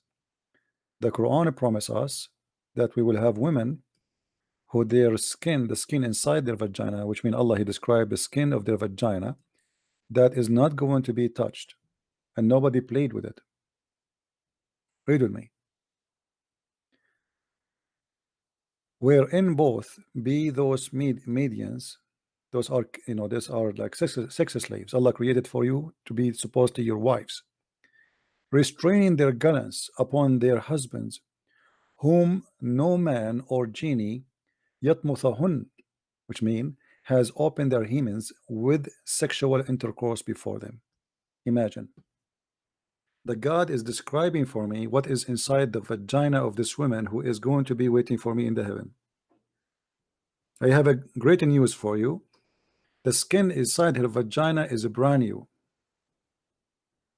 No man touch or did intercourse with her vagina. No man, no genie, because Muslims believe that genie, they have sex with women too. All right.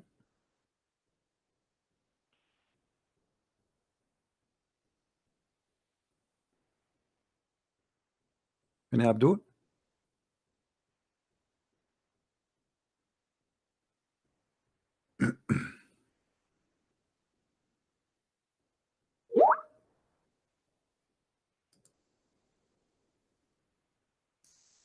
all right. And Abdul wanna call us? Mayday, mayday.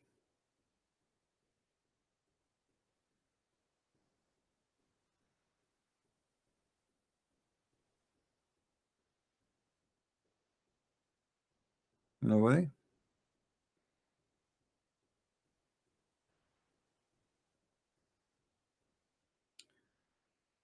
Let me share with you this.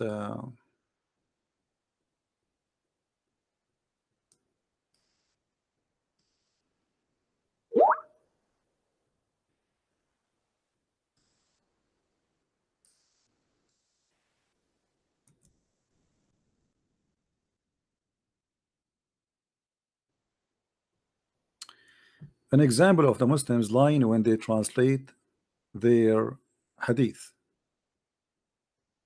This hadith here, you will see it says that Allah will ask the Muslims, what do you want me to give you more when you go to heaven? What else? What are you asking for? The Muslim, they will answer and they will say, hasn't thou not brightened our faces? It doesn't say that. It says, didn't you made our faces whiter? What more we want? It doesn't say brighter. And those who speak Arabic, they can call me right now, and I challenge anyone to say to me I'm lying. Allah is asking the Muslims, what more I can do for you in heaven? And you say to him, didn't you make us whiter?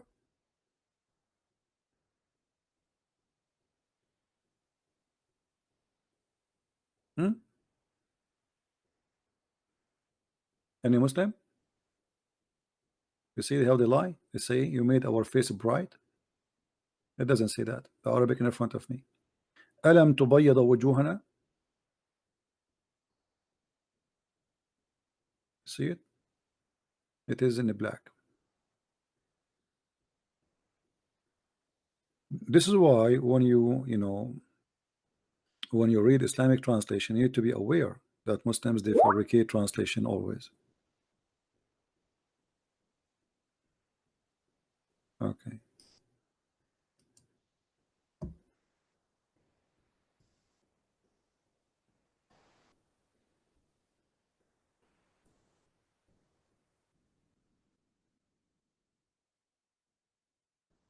Any Muslim have a comment?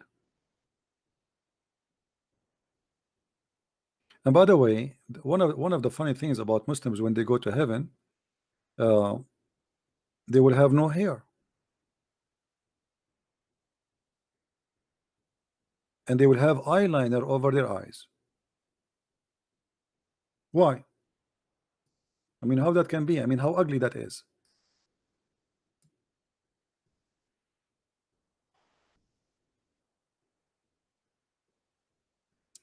The people of paradise will enter without body hair. Murd, actually murd, al-amrad, is the same as we say married. Married is like the genie, afrit. Afrit is a person who have no hair in his head, he have no eyebrows, he have no beard, he have no hair in his body. This is what amrad mean. Muhammad, he promised you when you go to heaven, you will be like a genie, and you will have kuhl in your eyes. You will have eyeliners in your eyes, and you will be 30 years of age, or 33 years, same as the age of Jesus. Who is a Muslim will tell me why Allah will not make me have hair in my body? What the problem? Why I will not have eyebrows?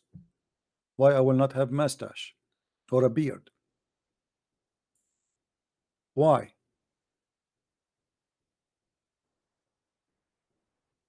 Any Muslim? What is the wisdom behind this? I mean, why the man will not look like a man no more? Because simply what you are saying to me here, that in the heaven of Allah, all men, they will look like a female. They will have eyeliner, and they will have no hair in their body. What is that would do? Will make you pretty? Why eyeliner in the eyes? Any Muslim?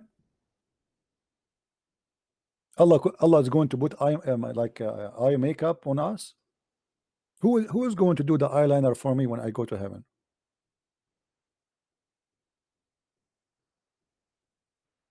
Any Muslim?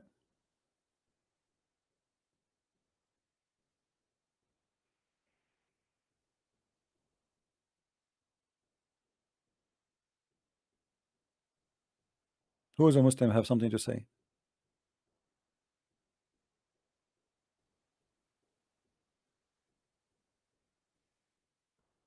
Don't you find that this is something stupid? It sounds like a gay. Do you really a man? You as a man, Muhammad, by the way, he used to put eyeliner too. Muhammad in earth, not in heaven, he put eyeliner too. A Muslim, he might say to you, well, eyeliner can be used for somebody is sick. Okay, but that will be temporary. Yeah, in some traditions in the old days, they can use eyeliner to fight what they call it in Arabic, ramad. I don't know what they call it in English. But Muhammad, he put it obviously for decoration, to look pretty. And not only that, he promised even men in heaven, there is no way you are in heaven and you are sick. All right?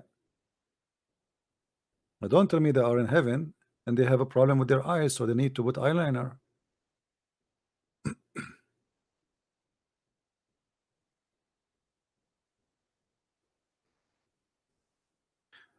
As an example, Muhammad always speak about you getting pretty in heaven. There's a hadith where it says that in the heaven there is a market, and you go to the market. You see, remember the hadith about the market where you go and you find images of women and men to have sex with them? You remember it, right? There is a different hadith about different market. Look like in this heaven there's many malls. There's a mall for sex magazine.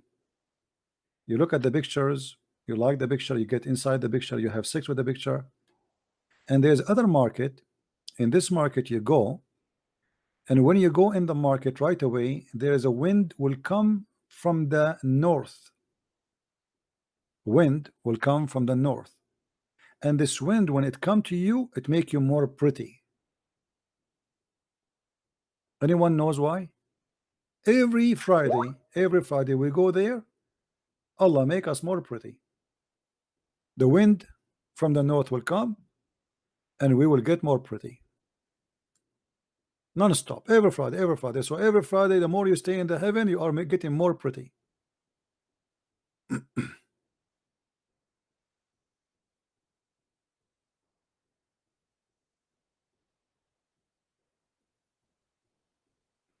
Yeah, you can call, no problem.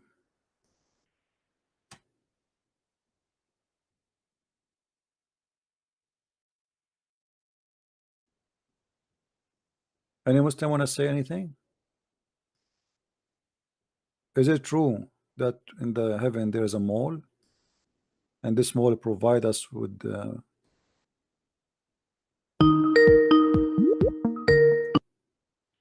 hello? Hey, Christian Prince. Hey, my friend, how are you? Quite well, enjoying your content as always. I had a quick question for you Sure. with respect to Quranic text criticism. Okay. I didn't know if you were familiar with the Quran gateway or not, but Gateway. It's- You mean the gate to hell or to, and heaven? it's the first time that textual variants in the Quran are going to be publicly available on the internet. It's a project that's been in the works for a while. So far, the scholars have photographed 3,000 variants. Oh, this is a website you are saying. Okay. That's correct. And I'm one of the beta users, and it's fascinating. I mean, I'm looking now at, Surah 11. So far, they've cataloged 398 variants with images. And I was wondering, how do you think Muslims are going to respond to this? I mean, for the first time publicly, you're going to have demonstrable proof that the Quran has not been perfectly preserved. I was wondering if you think their arguments are going to shift and how they will. If you can send me this project website, would be good, so we can see Absolutely. I'll send it to you in Skype, okay. but know that it is not public. And okay, so they might as beta users, we can't show it publicly until it's released. So okay, it's under a peer review process right now, and hopefully will be released within the first couple of months of 2019. So okay, don't send it to me then. As long as it's not public, I don't want to be responsible for releasing something is not mine. You know what I mean? Yes, sir. Absolutely. Yeah, it's all right. Yeah, but I like the more work you do studying Islam and Quran, you will find that there's no Quran exists. What Quran? There's no Quran. The Muslims, they say, even the Muslims, they call the book they have between their hand Mushaf Uthman. Right. It's not Quran. And Mushaf Uthman, that's mean the pages of Uthman. It's not even a book. So where is the Quran? They don't have it. What is the Mushaf of Uthman? They don't have it. If you open the Quran in page A, it's like it's like titled as A because it's not a number, it's a letter A. It says there that this Quran is according to recitation of. Okay. The second you say recitation of, it's mean there is no book, correct? That's correct. Otherwise, why we say recitation? They are concentrating in the recitation because they don't have a book. So this is a book according to recitation of Hafs, according to recitation of Asim, according until we arrive to Muhammad. So where is the book? And where is the book of Hafs? The one that the same guy you are saying to me you receive his Quran from, which is more than 200 years after Muhammad. Where is his book?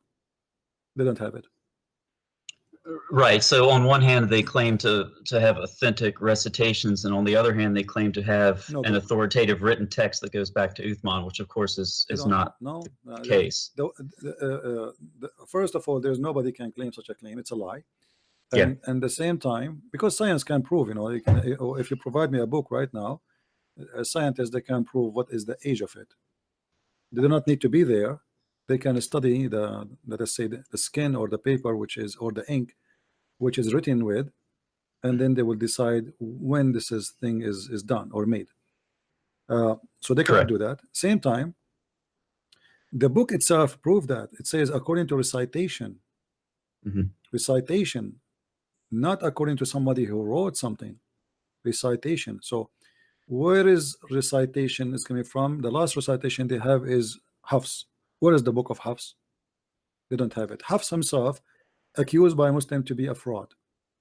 So how he is a fraud, and yet you take his recitation?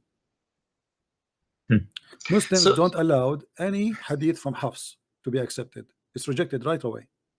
Why? Because he's a fraud. How you reject his hadith, you accept his Quran. So what is the source then of this perfect preservation of the textual Quran that is so prevalent in the West? I mean, everybody says it. So there is no preservation. It's a lie, big fat lie.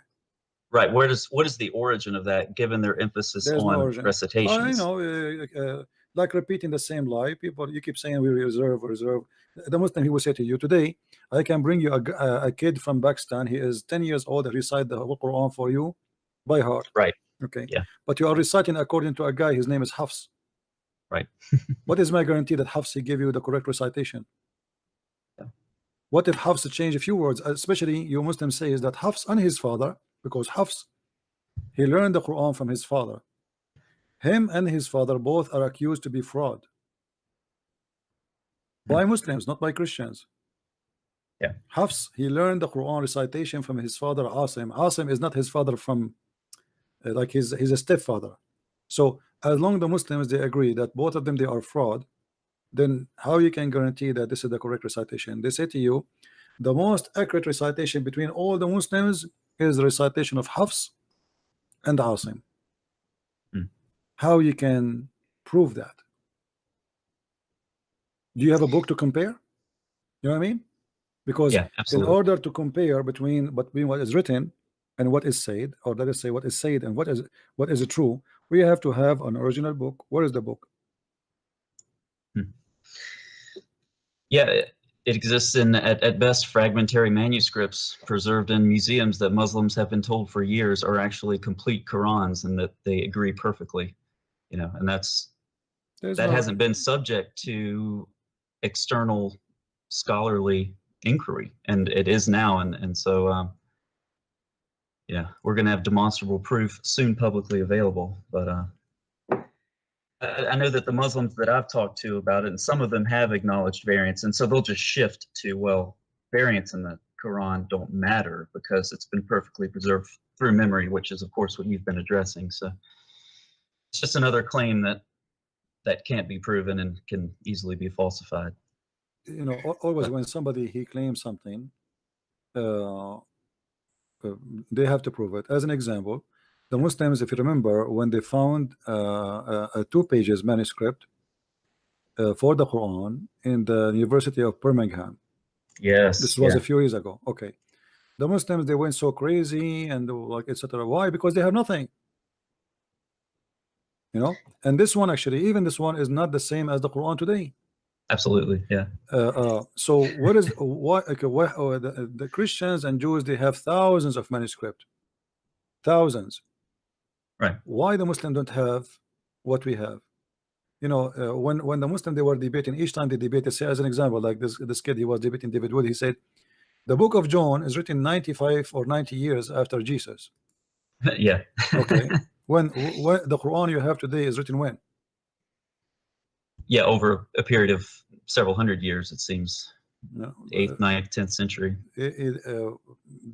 Even that one is a copy, and there is no proof of the copy. Where he copied from where? You see, if let us say I found the Quran written in the 800 years after Jesus, or let us say 900 years. Okay, where this copy is coming from? The one who copied it, copy from who? They don't know. How we can trust it? They don't know. And what if the copy is different from the copy you have? They don't know. There's the Quran of Sana'a is different from the Quran of Samarkand. You know, they found the Quran in Samarkand is different from the Quran of Sana'a. Okay, so what we will do now? Which one is the Quran? Which one is the one we need? We should take. You know? Yeah. So there is no source, and you know, for me, I don't debate about which version of the Quran is. I take it as it is today because I don't want to waste my time. I will leave that for somebody. It's not a waste of time, let us say, but for me, I like to get Islam as it is busted because that's what I believe in. Right. You can take the received text and do enough damage. You don't even have to go beyond that. Yeah, why I need to go and study if it's there, let us go to what you have. This is what you believe in. Okay, let's see how good it is. Right. You know. Yeah. Yeah. Absolutely. But is it is the Quran today the Muslims they believe in? Is it can't be accepted to be from God? Absolutely not. Let us say the Quran was preserved. I mean, let us say assume it's still preserved. Okay, and what kind of Quran this Quran is? The Quran which preserved says the women have a sperm coming from her ribs, and the man he have a sperm coming from his backbone. You know, okay, we preserve the Quran, but it's full of fairy tale stories. So the Quran is preserved or not, the same as when the Muslim they speak about the Trinity. You know, when Muslim he speak about the Trinity, to debate about it. They love to debate about this. If let us say, for the sake of argument, there was somebody he believed in 1,000 God. 1,000 God. You don't believe in one God. We Christian, we believe in one God. But we discover later that his 1,000 God are a true God. So what the one God or 10 God have to do with the truth? You know what I mean? Right. Yeah. Yeah. Truth isn't determined by number. Yeah. Okay. I mean, okay. Maybe there is. Okay. What if God is really not one God? What if there's a million God? You know what I mean? That will not change the fact. If the fact it is what it is, it is. That's it. So they focus in something silly, and I find it very silly because they think that this is the only strong point they have against Christianity, that we believe in one God. The Christian they believe in the Trinity, so they want to debate you only about the Trinity, not about the ethic of Muhammad, not about the ethic of the God of Islam, not about the stupidity of the teaching of the Quran, not about the contradiction. Let us focus in worshiping one God. There's a church, it's called the Church of Satan in San Francisco. They worship one God, his name is Satan. Wow. So is that God? So their logic is naive. It's like a child logic. They don't have the mentality. They don't have a high IQ. If somebody is a Hindu and he have 4,000 gods, and later we discover that yes, his God is a true God, that's mean he's the winner. It's mean those who believe in one God they lost. You know? Yeah. Yeah. I mean, talking about their IQ, I do view it like a filter. Muslims see everything through their Islamic filter, and it distorts their worldview. And it's deeply ingrained, and it's very sad.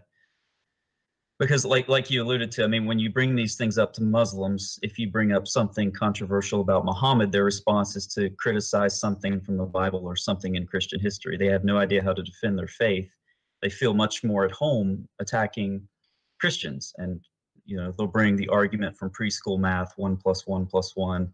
You know how it goes. It's the same old thing, and they're very juvenile objections, but they think that they have something original and substantial.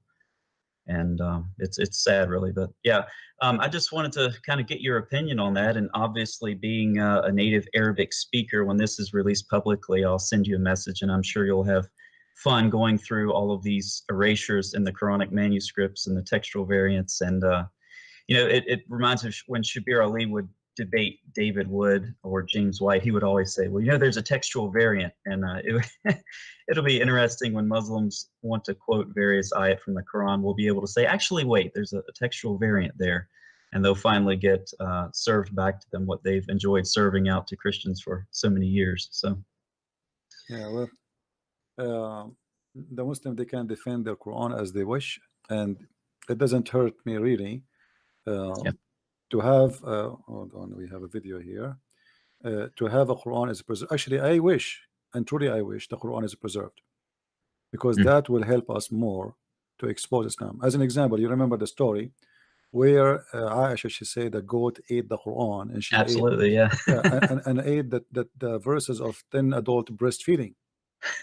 I wish the goat did not eat that one. Like if I can speak to the goat now, if I can feed her, I will volunteer to feed this goat for the rest of her life. But just for the sake of leaving that verse on the Quran, I wish.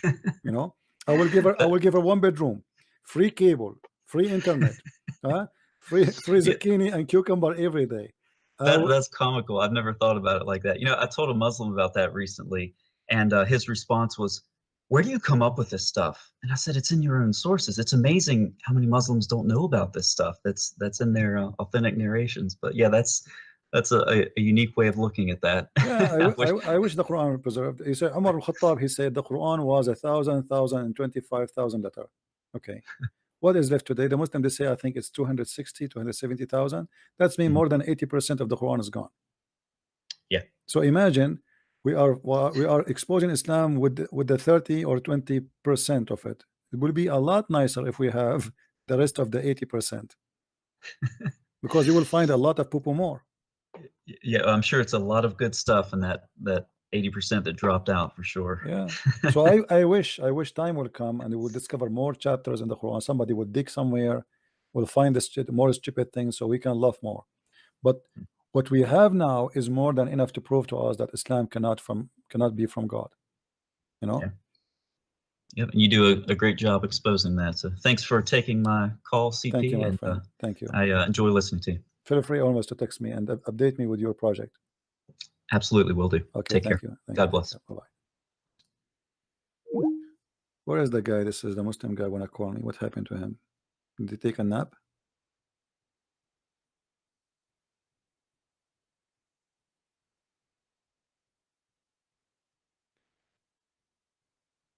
How can Jesus be God? Explain one YouTube video. You see how Jesus can be God? That's a good question.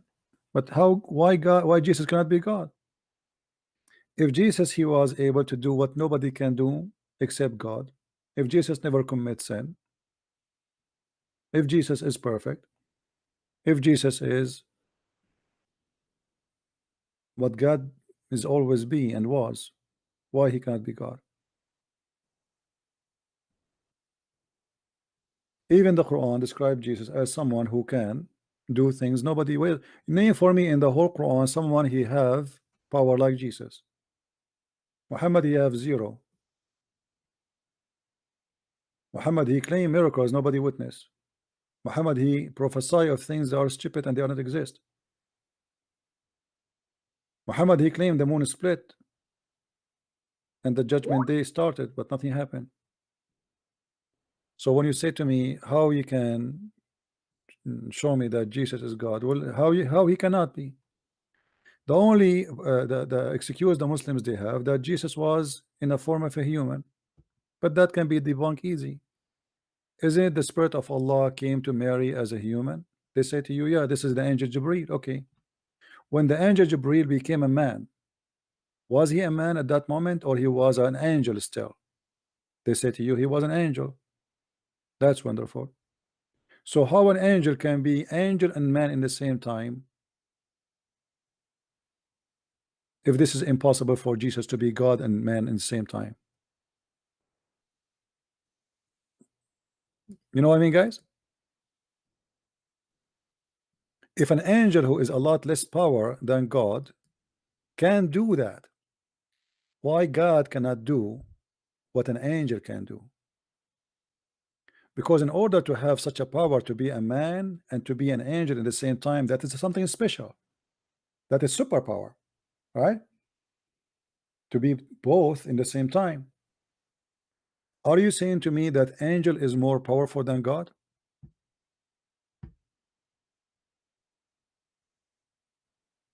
Okay, gamer, you can call me. Guys, you understand me? The Quran confirm that Allah, he sent his spirit. The Muslim, they claim that this spirit is the angel Jibreel. Okay, wonderful. The angel Jibreel. The angel Jibreel came and he appeared to Mary as a perfect man. Was he a man at that time? Or a man and an angel? They say he's an angel and a man. So how come you don't have problem with it? Our spirit became a man and angel in the same time, which means spirit, angel, and man, 3 in 1.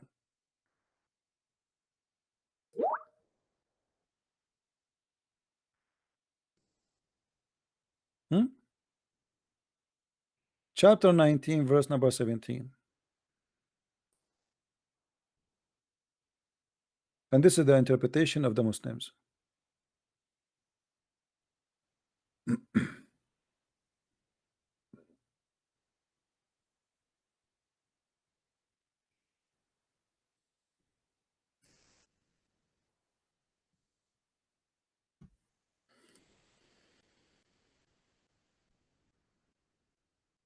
All right.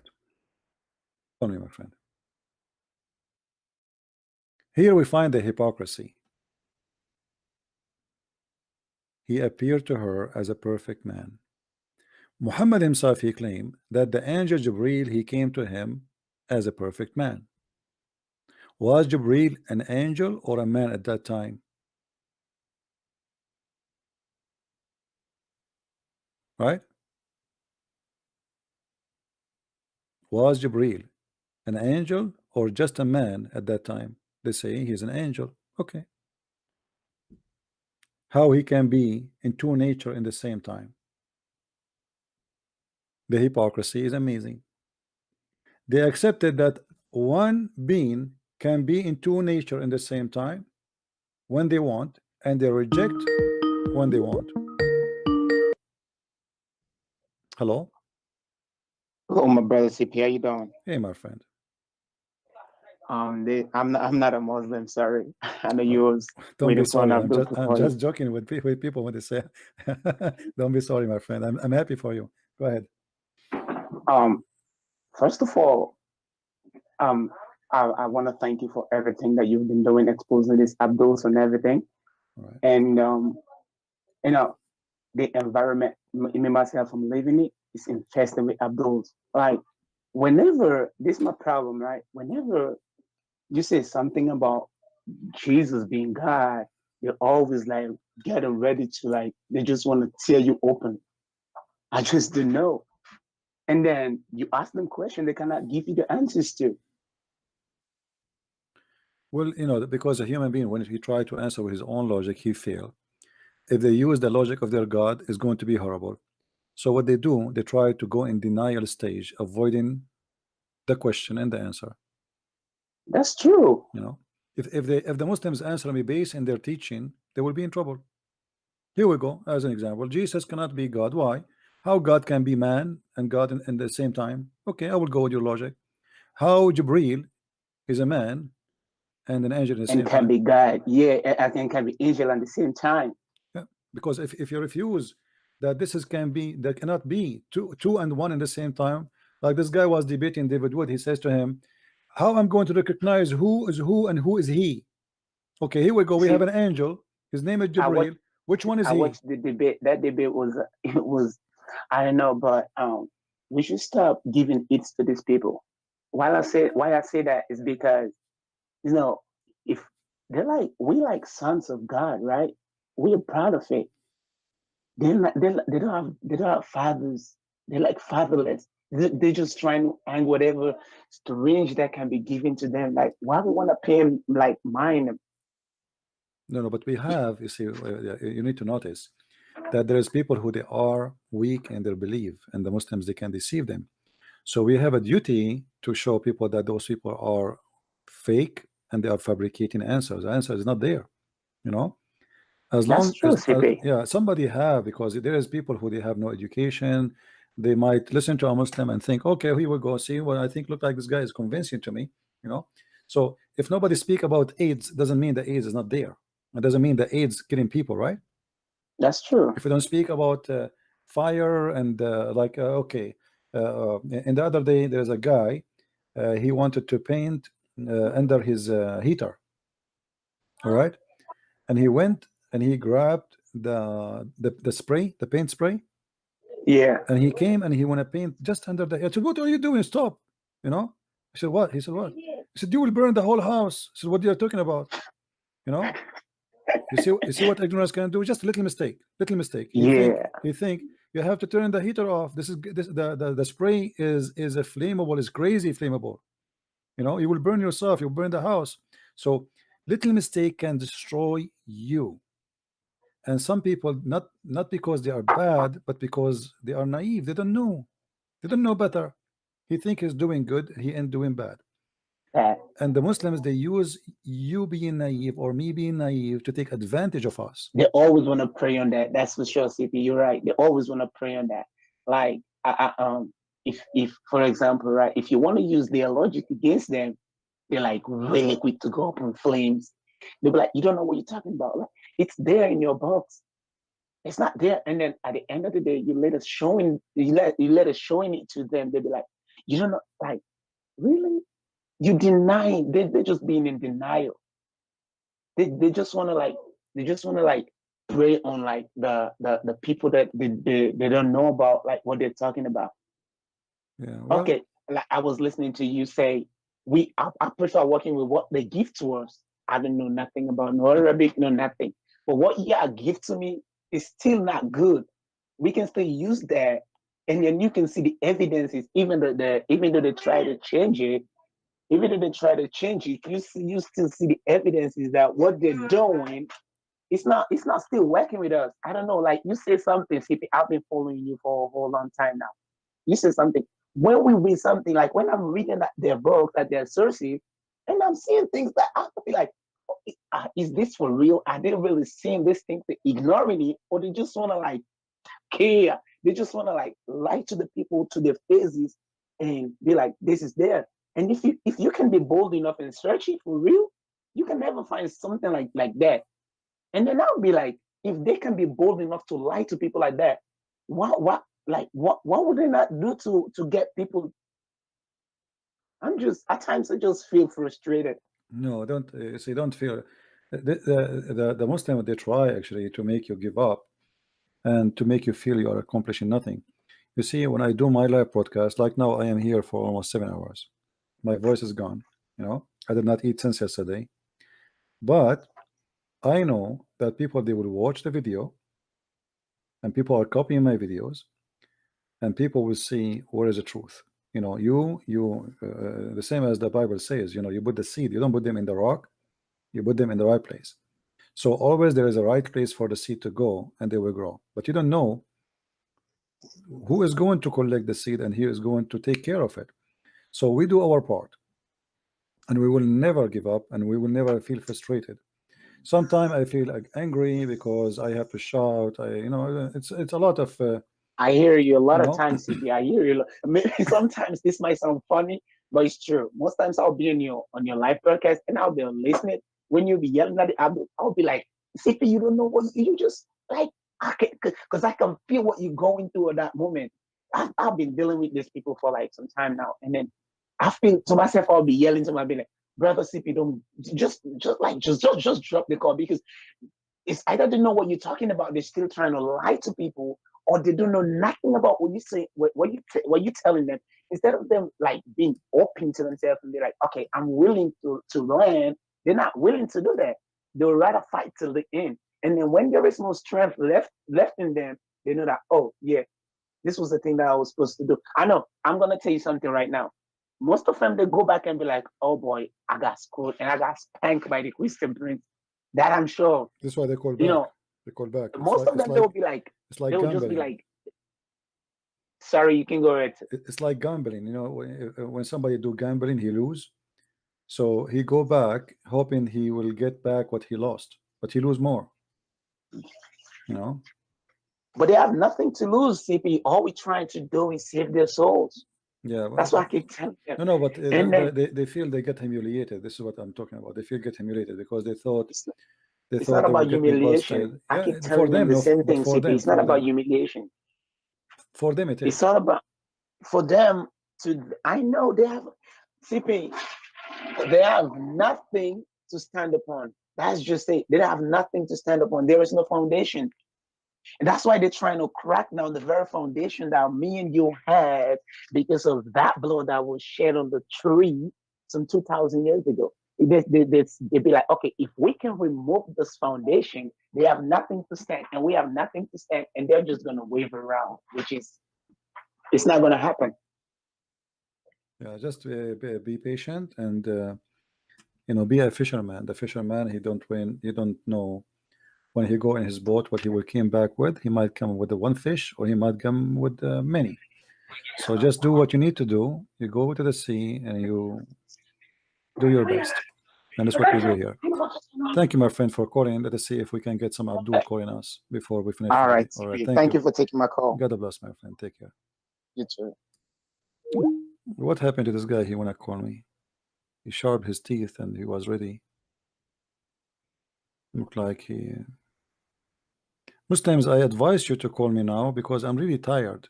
Honestly, This is your best time to take advantage of me. Who want to do it? I'm really now tired. I'm hungry. And this is the best time you can take advantage. Any Muslim want to do that? I think will take you this time maybe 30 seconds to take me down, because I'm really tired now. Any Muslim want to do that?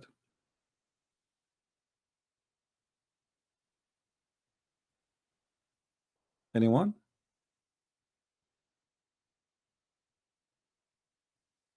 Hello?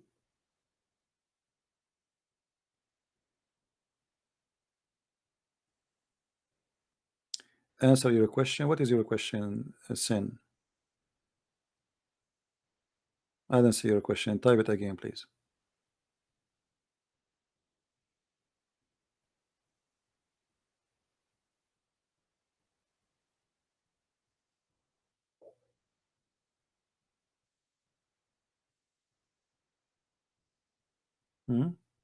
I don't see your question. Let us go sleep. My friend, who is holding you from sleeping? It's me? That's a good one. Once I received a message from a lady. She was using the name of her husband. She said to me, I hate you. We are going to divorce because of you. I said, who are you? What are you talking about? She said, because of you, my husband, he sits in the front of the computer for 10 hours. He don't even talk to us no more. So at that time, we are in Paltalk.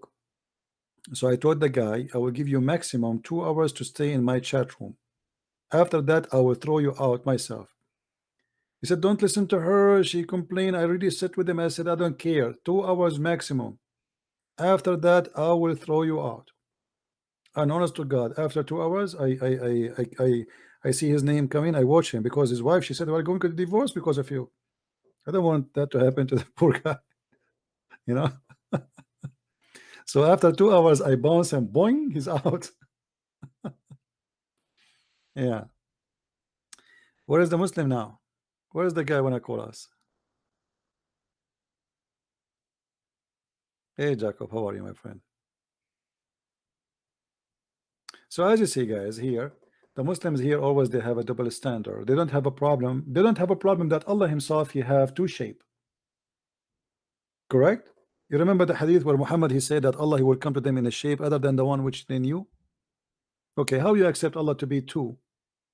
Because if Allah have two shape, was that to Allah or one Allah? They will say one Allah. So how Allah can be two physical being?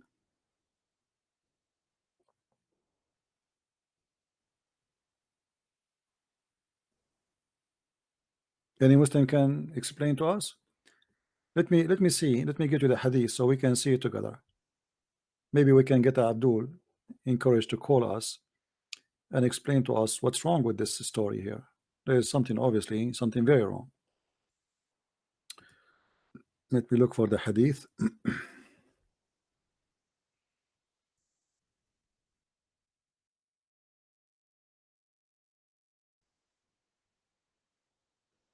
All right. Hello.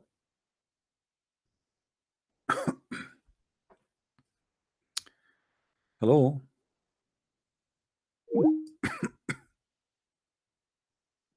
Let me call him back. This is the Muslim guy.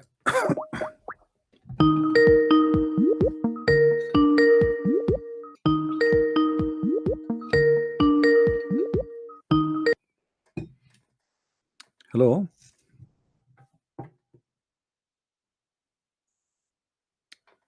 Are you there, my friend? I don't know what's happening.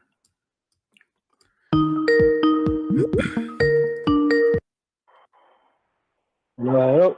Yes, you hear me, my friend? Yeah, can you? Go ahead. I don't know if you were listening to us. Did you listen to us? What we're talking about? No.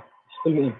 Okay, we were talking about Allah. He have a shape, and Allah He changed His shape. What do you think of that?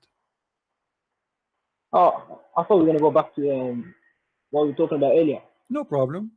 But we can talk about this, and we can go back to that earlier. No problem. Okay. So what's your question? What do you think about Allah changing His shape? changing his shape. Hmm. Allah could do what he wants. Okay, see, here we go. You see, guys, Allah, he can do whatever he wants. Okay, can Allah be a man?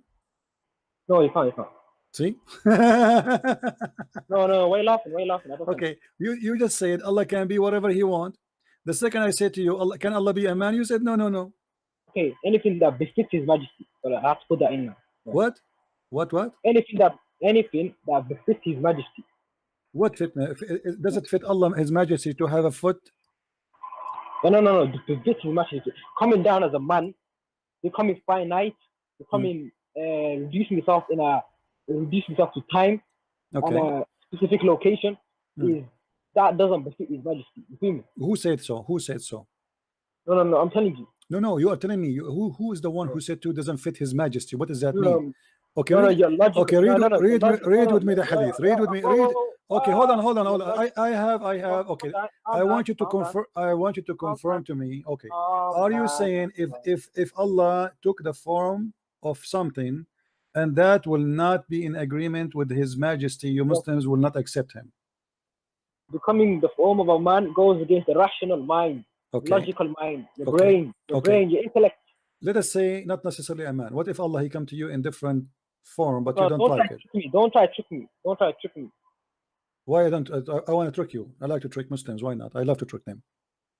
You're trying to corner us and say, yo, why did you do this? Oh, your God did this. Oh, wow. I'm asking you. I want you an answer.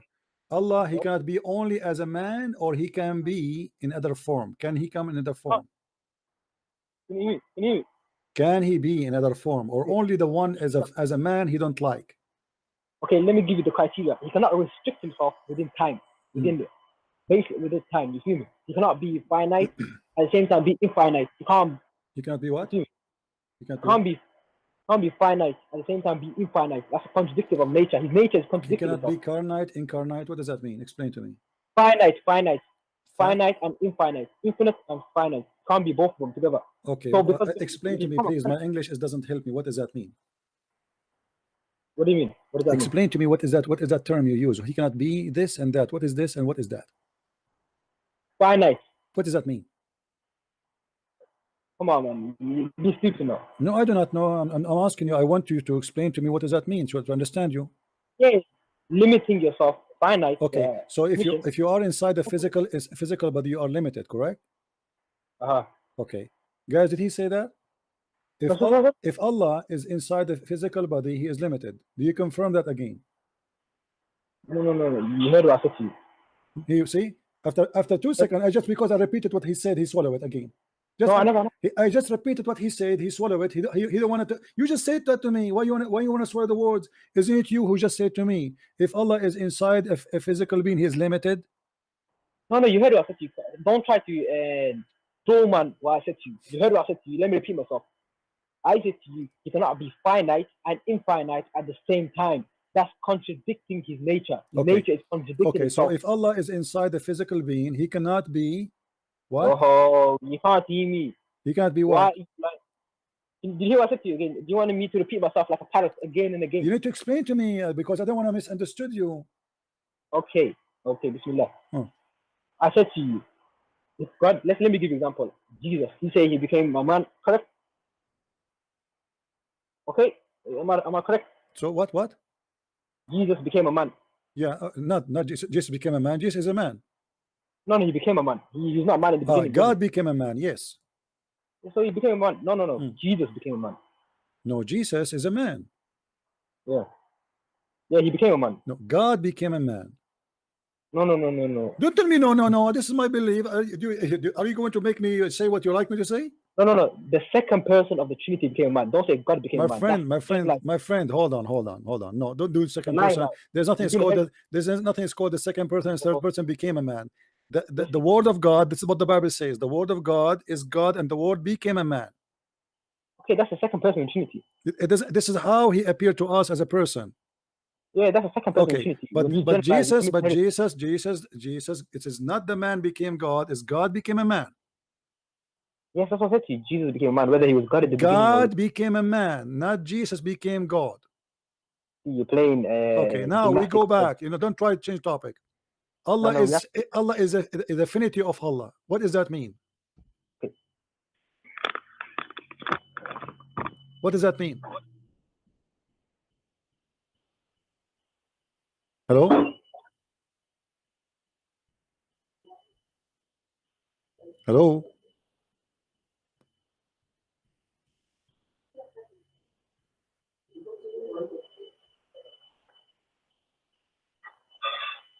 My friend, if you want to call me, if you want to leave the microphone and stay away, at least apologize, say I have to go. You see, guys? God, he can be whatever he wish. Can God be a man? Suddenly he said no. God, he can be whatever he wish. You see how hypocrite they are? How a second ago you said to me, God, he can be whatever he wish.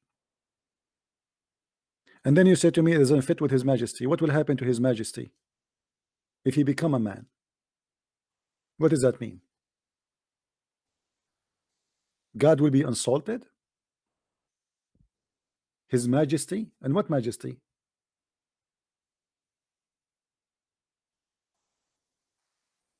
Stupidity is dangerous. Their God, he can be whatever he wish. Can he be a man? Right away he said no.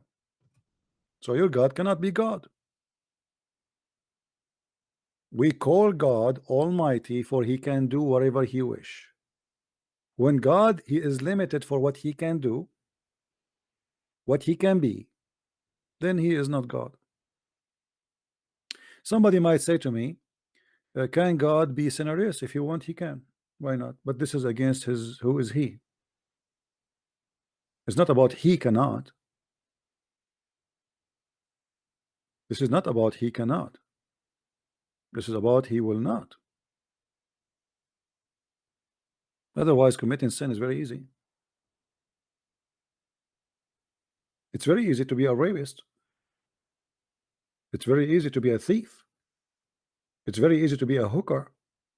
But it's very hard to be a woman who work 10 hours a day to get the minimum wages to feed your children.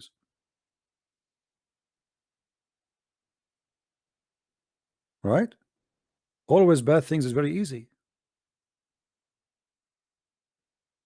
Not only, I mean, for even us as a human. If you study, all your life, I spend my life studying. What is my income? Nothing compared to what people who do bad things. Even to those who work in maybe the one who work in Walmart, he make more money than me. Money, the easiest money is the one who come from the wrong way. As simple as that. The more you are with God, the more life is hard on you. Especially if this is like something you do in your daily life. As simple as that.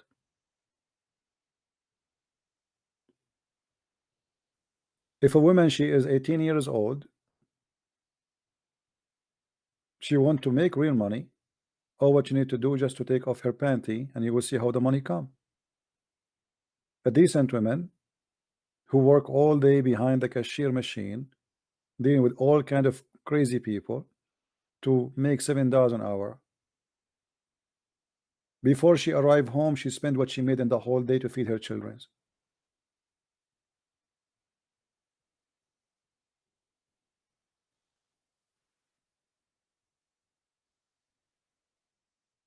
Now, can God be God in Islam? He cannot be God.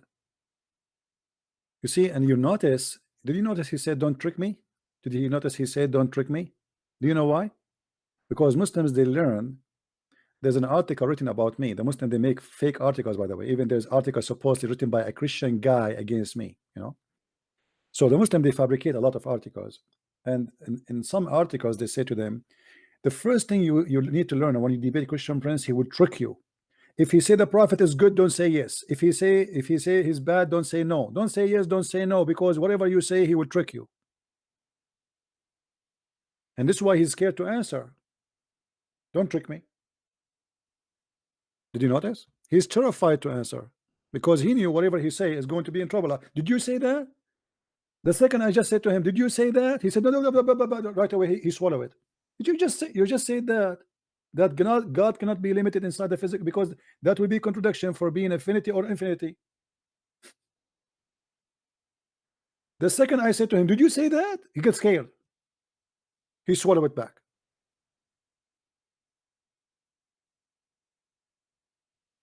Because he's terrified. Okay, what is coming next? What this guy here for me? Uh-oh, he's digging a hole.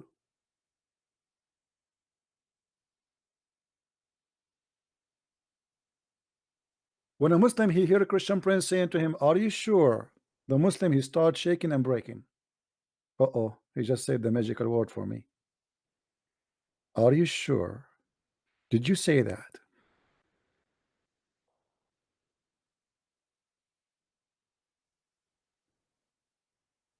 And now look, he hang up. He claimed that his internet is bad. The fact we hear him very well, we hear the sound. I don't believe that his internet is bad. Let me call him back. Let me see what happened.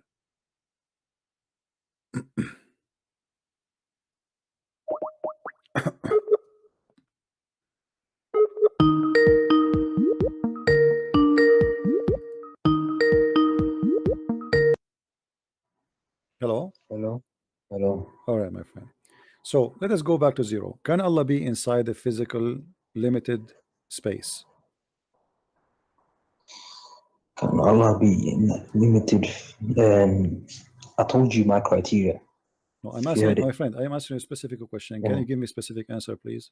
Okay. Okay, can he be inside a specific limited space? Yes or no? Can you be in a specific limited Space. That's too vague. That description is too vague. No, I'm saying to you, no, well, it's No. not too big. It's not too big, because as long Yes, it's, you can. as long it is can. limited, it's mean it's limited, regardless of the size. It can be Limited in what? Limited in what? in Limited in space, what? space, In what space. matter? You know what space? Time. Dimension, space and dimension. Because you are the one who mentioned to me the infinity. The infinite is infinite or not infinite. Okay, so Yeah, can yeah. Allah be inside a space which is limited? But it depends what space you're talking about. Can you just stop If there is leading me a into space for you, if there is a space for you, is accepted that Allah can be inside. yeah, you just explain yourself, then I'll let you know if this You is see, possible or you not. keep saying to me, explain. I just explained. If there is a space in your imagination, in your knowledge, in your belief that Allah, he can be inside and that will not harm his majesty, what is the space he can be inside? He hang up. You see, yeah, internet is fine. He hang up.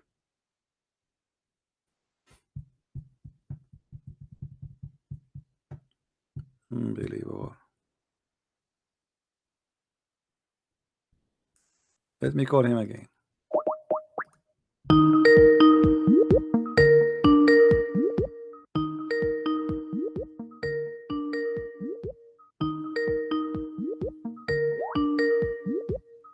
You see his internet.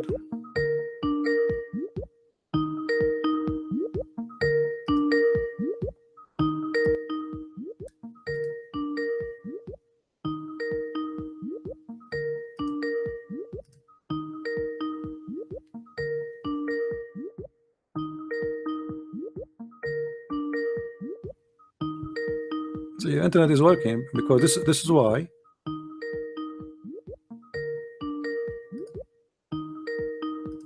Okay, I don't want to answer, because if he's not working, it's not going to ring. Somebody says to me that there's God, there's things he cannot do. That's false. That's false. God Almighty, he can do everything. This is why we call him Almighty. He is capable of doing anything. If you want to say to me, can God be evil? Can God be evil? This is not about he can or he cannot. This is against his nature. That's why he don't do evil. But it's not about he cannot. I can be evil. God cannot be evil. I can kill. I can harm. I can steal. I can. God don't do that, not because he cannot do, but because this is against his nature, his ethic. He's a wonderful person. It's not about he cannot.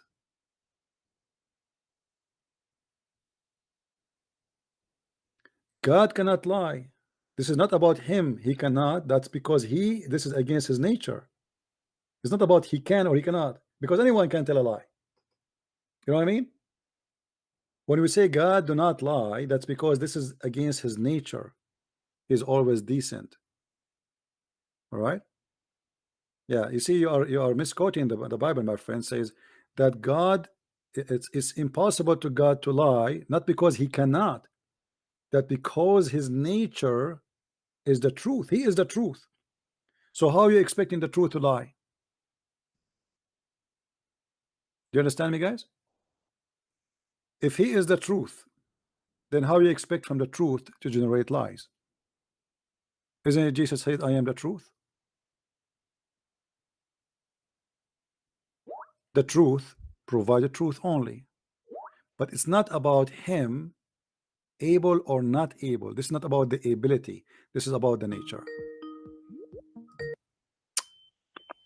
Yes, my friend. Hello. All right, we go back to zero. So can God be infinite and yet he's inside a space? Can he be infinite? Oh no. Or okay, so if Allah cannot be inside a space, why Allah is a physical being then? No, that's not what I said to you. I said to you, let me explain myself to you again. He is not bound by time. On the other hand, time? What time? I'm not talking about time. Did I mention time to you? Yeah, that was my criteria. No, I'm not talking about time. I'm talking about physical space. Is Allah is inside the physical space? Physical space. Is Allah is inside the physical space? I did not mention the word no, time. I said no. No, he cannot be. No, you can't be. Okay. Here we go. We have a hadith in front of us. Your prophet, he said that Allah, your God, he will change his shape and he will come to you in a shape other than the one which you saw first time. Okay, how Allah, what shape Allah he have, and how he changed his shape? Check this. YouTube. Is on YouTube. And when our Lord come to us, we will recognize him. But with this, look what it says. Allah will come to them in a shape other than they know and will say, I am your Lord. Do you see it, my friend? Allah will come to them in a shape. And they will say, no doubt, you are our Lord.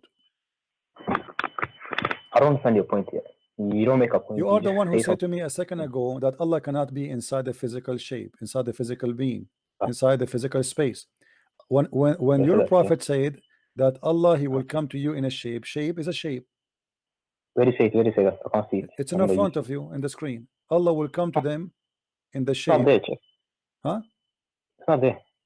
What do you mean not there? Guys, oh, sorry. Let me see it in screen. Sorry. The screen is not on. It's my mistake. Okay, here we go. I highlight it for you.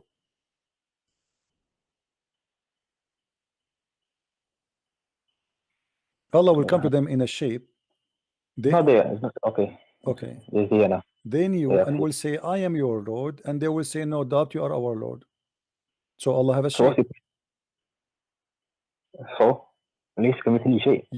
Okay, no, this is not a question. You said to me that Allah cannot be inside a physical shape. See what you do now. You're doing gymnastic on words now. Okay, let me tell you what I said to you. I said to you, cannot be bound, limited. What do I mean by limited? When your Lord, when your supposed alleged God, which is not a God to me, came down as a human being, he became limited within time. He was bound by time and a specific location. Right? That does not befit the Creator, the majesty of the heavens and the earth. You cannot be bound by time like us humans. We're the creation.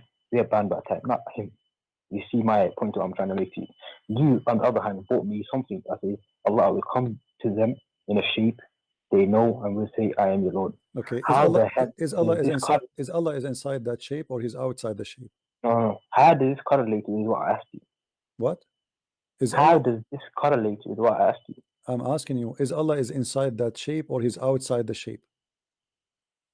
He says Allah will come to them in a shape they know and will say. So he will come in a shape they will know and they will say, I'm your Lord. So what is this? How is this? Okay, Allah is where Allah is located now. Is he inside that shape or he is outside the shape? I mean, my question is very simple.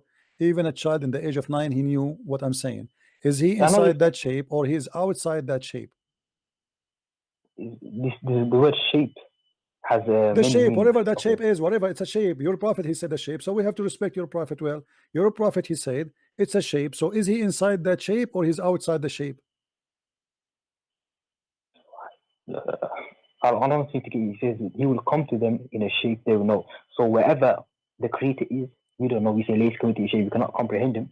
So wherever he is, he comes to them in a shape. You feel me? That Okay. doesn't necessarily that Okay. he's bound by time. So the I shape don't of understand Allah, why. whatever it is, you are going to accept it. Is that what you are saying? Yeah, yeah, but it's different to yours. So there is So no yours way, is- there is no way you will reject Allah if he is a shape you don't like. Maybe he came in the shape of a man. You will not reject him if he came to you in the shape of a man? No, he won't. He won't. He won't. He will not do that. So Allah always will come to you in a shape which you like, and it's okay. So I'll tell you why he won't do it. Because he denied. Okay, let me Because it's what? Because he's what? Because he's calm what? down. Because he's what? Calm down. Calm down. I'll bring you the verse why he cannot come in the shape of a man.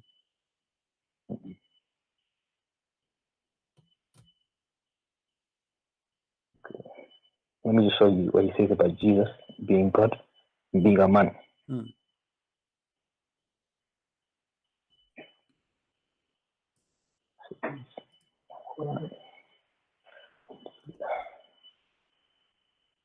Where's the ayah that says, how can Jesus be God? Allah, he eats food, down. You mean how Allah can have a son if you don't have a girlfriend? Is that the one? No, don't. I said to you, how can Jesus be God if he eats food? Allah says that in the Quran. Because he eats food. So, but idols don't eat food too. Pagans, idols don't eat food. Does that mean they are God? No. You claim him to be the creator. No. Hold on. Because he don't eat food, that means he's God, right? But is it in the Quran? Okay, no problem. You see, you're trying to get out of my topic about eating food. Because if Jesus eat food, and then he should be like me and you, and should not be resurrect people from death. He should not be alive until now. He should not be healing the leper. He should not making the blind see. He should not be able to walk in water. He should not be control the nature. He should not be able to do things nobody can do. Here we go. This what man who eat and drink do only. But Jesus, he can do what nobody can do. So you concentrate only in Jesus. This is what you see in Jesus only, that he can eat food. No, listen. The shape of Allah. The shape of Allah. You said to me, Allah cannot be inside the physical space. Allah now here is inside the shape, right? Okay, what's going on? I found it.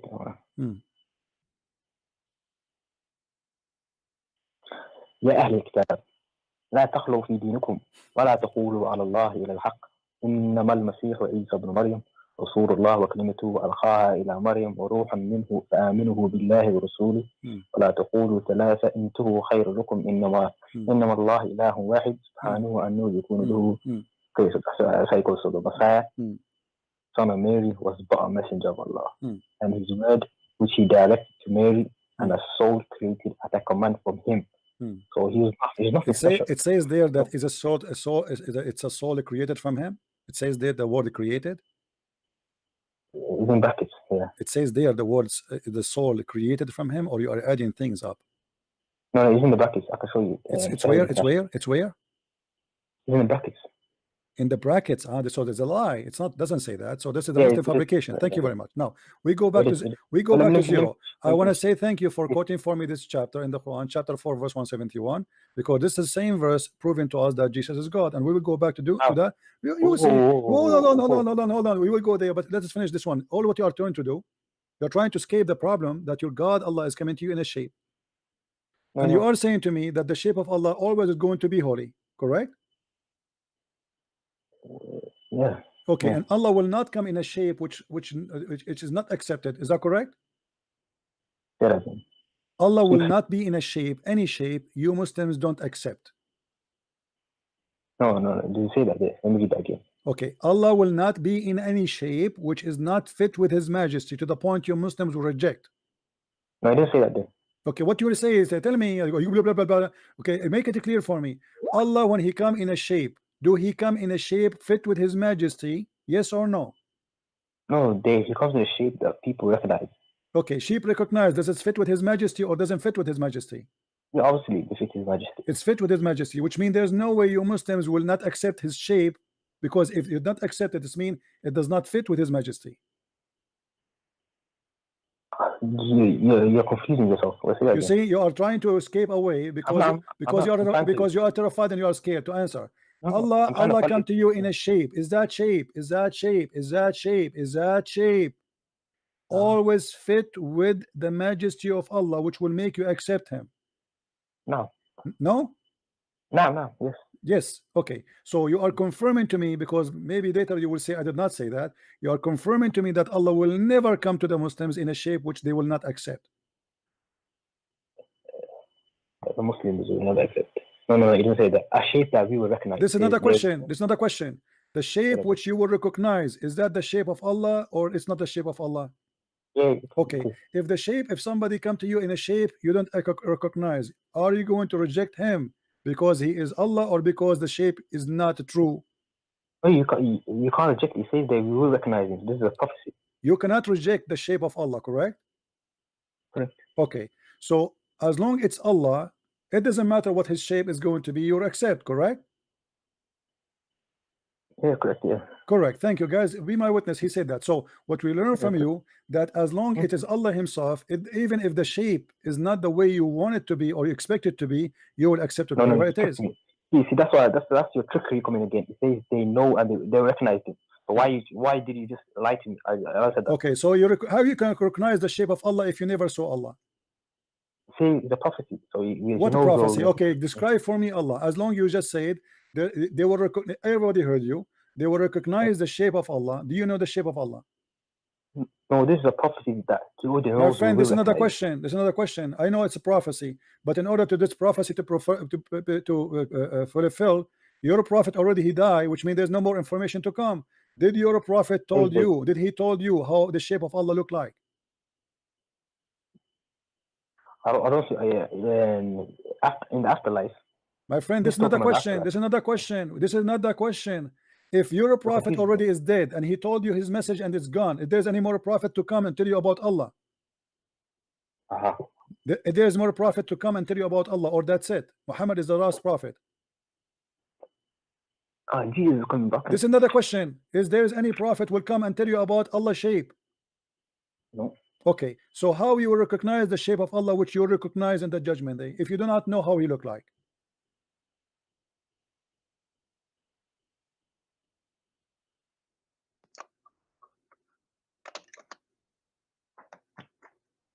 Are you there?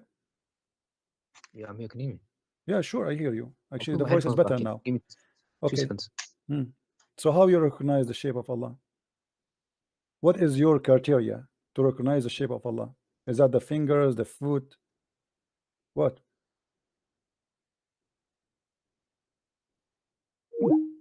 Yeah, hang up.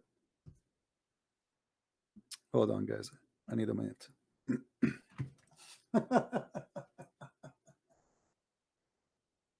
Oh boy.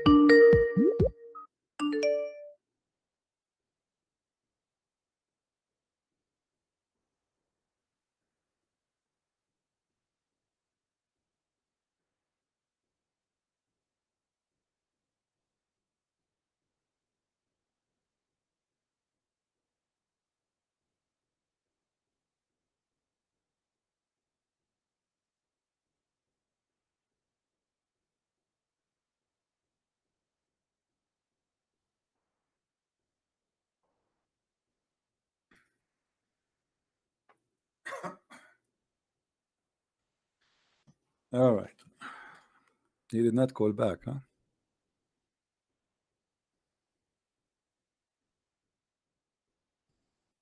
Let me call him back.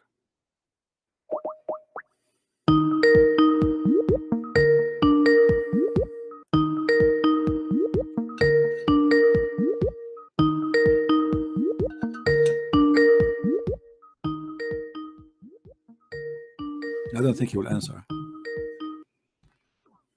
Yeah, I think he's gone. Oh, he's here. Hello? Wow. Okay. So my friend, so Allah, you said to us, there's no way Allah will come in a shape which you will not be able to recognize, correct? Okay, according to the hadith. Huh? So no, I'm asking you. There's no way Allah, because you said Allah, your prophet, he made a prophecy that you will recognize him, correct? No, 1 second. Let's read the hadith. It says Allah will come to them in a shape they know. So Allah will come to the believers and in the shape they know. So this is a prophecy about us knowing the shape of Allah. How you know the shape of Allah? What do you mean, how do you know the shape? Well, obviously we recognize him. He's the creator. How? What is the shape of Allah? Because once we see him, obviously we can recognize he's the creator. Okay, but he's coming in a shape. So there's no way you are going to be confused that this is him or not. Right away, when you see it, you will accept. Obviously, he's not same as us. He doesn't look like us. Okay, so this is mean that Allah, he will come to you in a shape, and the second you see him, you will be able to recognize him. You will not have a doubt. It's about him. It's him or not. Obviously. Come on. Okay, you confirm that. Can you confirm that to me for 3 times? I'm telling you right now, we will recognize it. Yes, 100%. Okay, so you confirm to me there is no way that you, when you see Allah, you will not recognize him. No way. No way. Yeah. Okay, no way. Why is that? Why you are sure? Because he doesn't. Okay, let me give you an analogy. In the time of judgment, we come there and we're all lined up, and there's a creator there. Once we see the creator, we will know this is the creator because he's not different from us. He's different from us. He doesn't look like us. So when we look around, we all look the same. And once we look at that shape you're talking about, we will be able to differentiate ourselves from the creator. So it's impossible. So it's impossible for you that Allah will come to you in a shape you don't recognize. It must be a shape you recognize always. Yeah, dude. Yeah, but you see, I understand what you are saying, and you said there's no way, and you confirmed that 3 times, which is enough for me. But now I'm asking you, but how you will know his shape?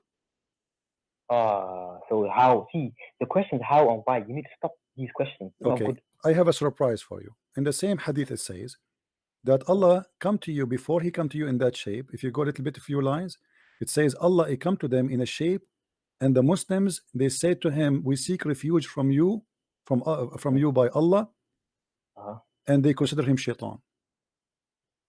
Allah will come to them in a shape other than they knew, and will say, I am your Lord. They will say, we seek refuge with Allah from you. Do you see it? I can't see it. And you are the one who said to me, there's no way, and I made you say that 3 times, and you confirmed that to me, that because Allah is glorious, amazing, there is no way you will not recognize his shape. So how the Muslims were not able to recognize the shape of Allah here? What's wrong? Okay. Say Allah, yeah, I can't see this. What you're talking about? It's in the front of you. Okay, I don't know.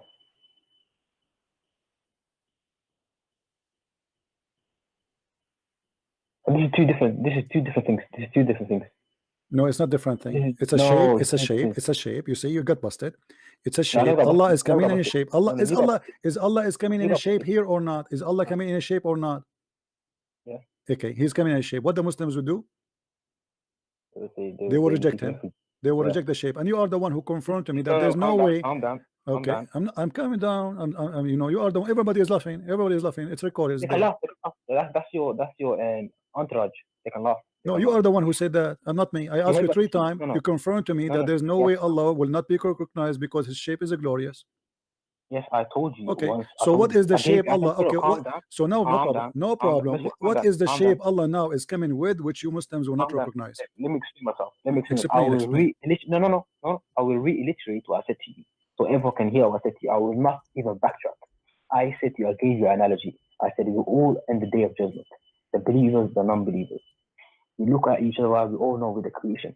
But once we look at the creator, we'll be able to differentiate ourselves from him. Did I say that or not? What's so wrong about that? What's wrong with that? You said to me So that the shape. What's wrong with that? You asked me to. Did you say something to me? Should I say to? Why you are asking me to calm down? Are we fighting? Hold on. Don't you want me to answer you? You said something to me. Shouldn't I answer you? No, you said I got busted in terms of unbelievable. My friend, you are the one who confirmed that there is no way Allah will come to us in a shape which we will reject. And I asked you that 3 times, and you confirmed that 3 times. Now you see it in front of you. Okay, now let us go. You got busted. Everybody's laughing. Now, why you will reject the shape of Allah? What's wrong with this shape? No, calm down. What's wrong with this shape? What's wrong with this shape? No. You said I got busted. I'm saying I never got busted. So okay, well, people will judge. No problem. No, they can judge their offense. No problem. Okay. Now, why Allah shaped of Allah is coming to you with this shape? You Muslims will reject him, and you consider him shaitan. Can you show me? Can you give me the book of the hadith? And then, you see, a second ago you never asked about the hadith number, but now because things is getting really bad for you, here we go. This is Sahih al-Bukhari. This is authentic hadith number 6573. Can you scroll up as well so I can read the context? So you just highlight. Yeah, no problem. Here we go. Let us go. No problem. And after this, I have to ask you a question as well. I want to ask you a question. No problem. Here we go. The people, they ask Muhammad, can we see Allah? Can we see Allah? They are talking about seeing Allah literally. He said, well, and he's talking about day of resurrection. He said, yes, you are not going to have hard time to see him the same as you look at the moon and the sun. And then here he is talking about, he's telling them a prophecy, as you said, that Allah will come to you in a shape other than the one which you know. And then the Muslims will say to him, we seek refuge from thee by Allah, which means they consider him shaitan. You confirm to me that there is no way the Muslims will not be able to recognize the shape of Allah because his shape is holy. Obviously, you're going too fast. Obviously, this shape is very ugly to the point Muslims. No, you're going too fast. Too fast in what? I never read it. You just skip it. Okay, let me give you the link. Let me give you the link. You can read it on your own. Okay. Go. Here we go. This is the link. Inshallah. Today I will show you how you're busted. Let us see. Already we are busted. Already, my friend. And I will prove to you Jesus is not God, and the Bible is correct. Okay. Yeah, right. You know, you prove to me Jesus is God from the verse you quote me from chapter 4, verse 171. No, I never. You will find out. Okay, I will show you. Okay, I will show you. Inshallah. Okay. Now read for me. Allah turned to be the devil. Oh, this is long hadith. It doesn't matter. It's going to take you a few minutes to read it. Who cares? Some people say all that. Obviously, Allah is the devil. No. Your book is the devil, not us. Okay, let us see.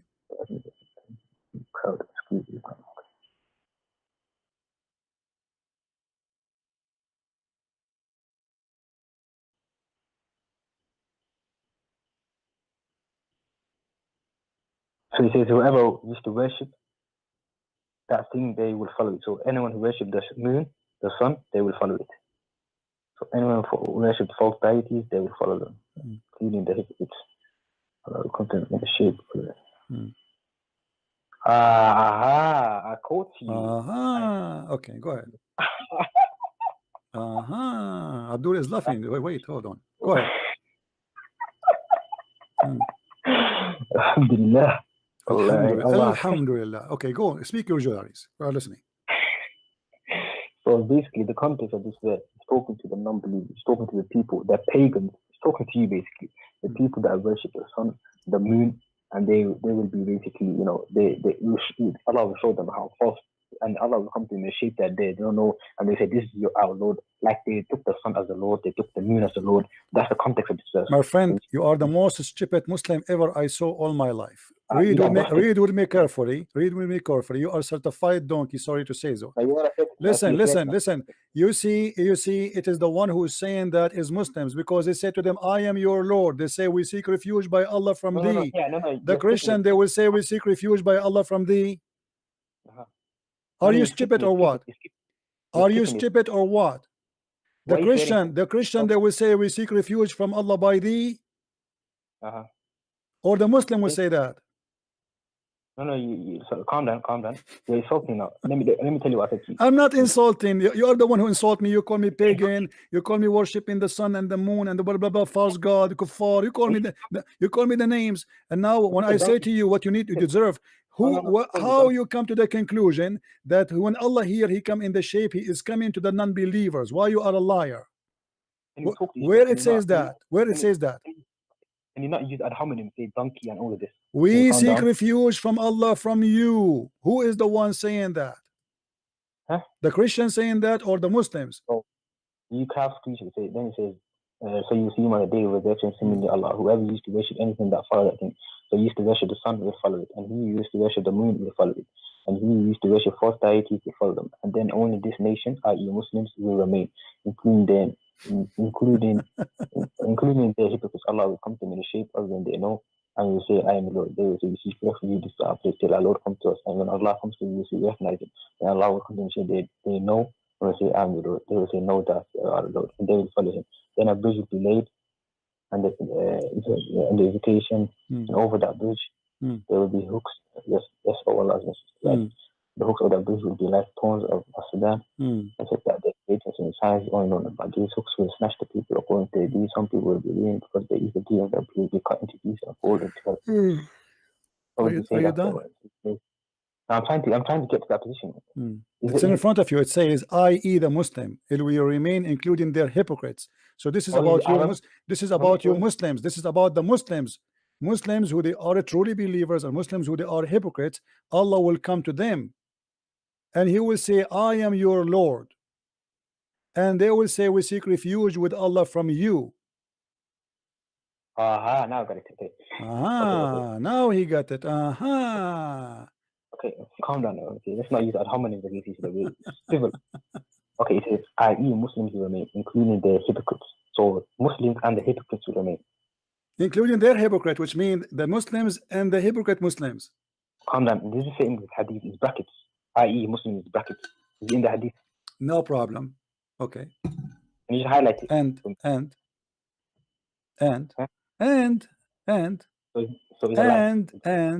Okay. Huh? And what are you saying? It's in brackets. My friend. So what? Is it who is the one who so you know you like it. You see, no, the bracket is there to get you busted. It is you who say that this is not including the Muslims. This is your Muslim translation.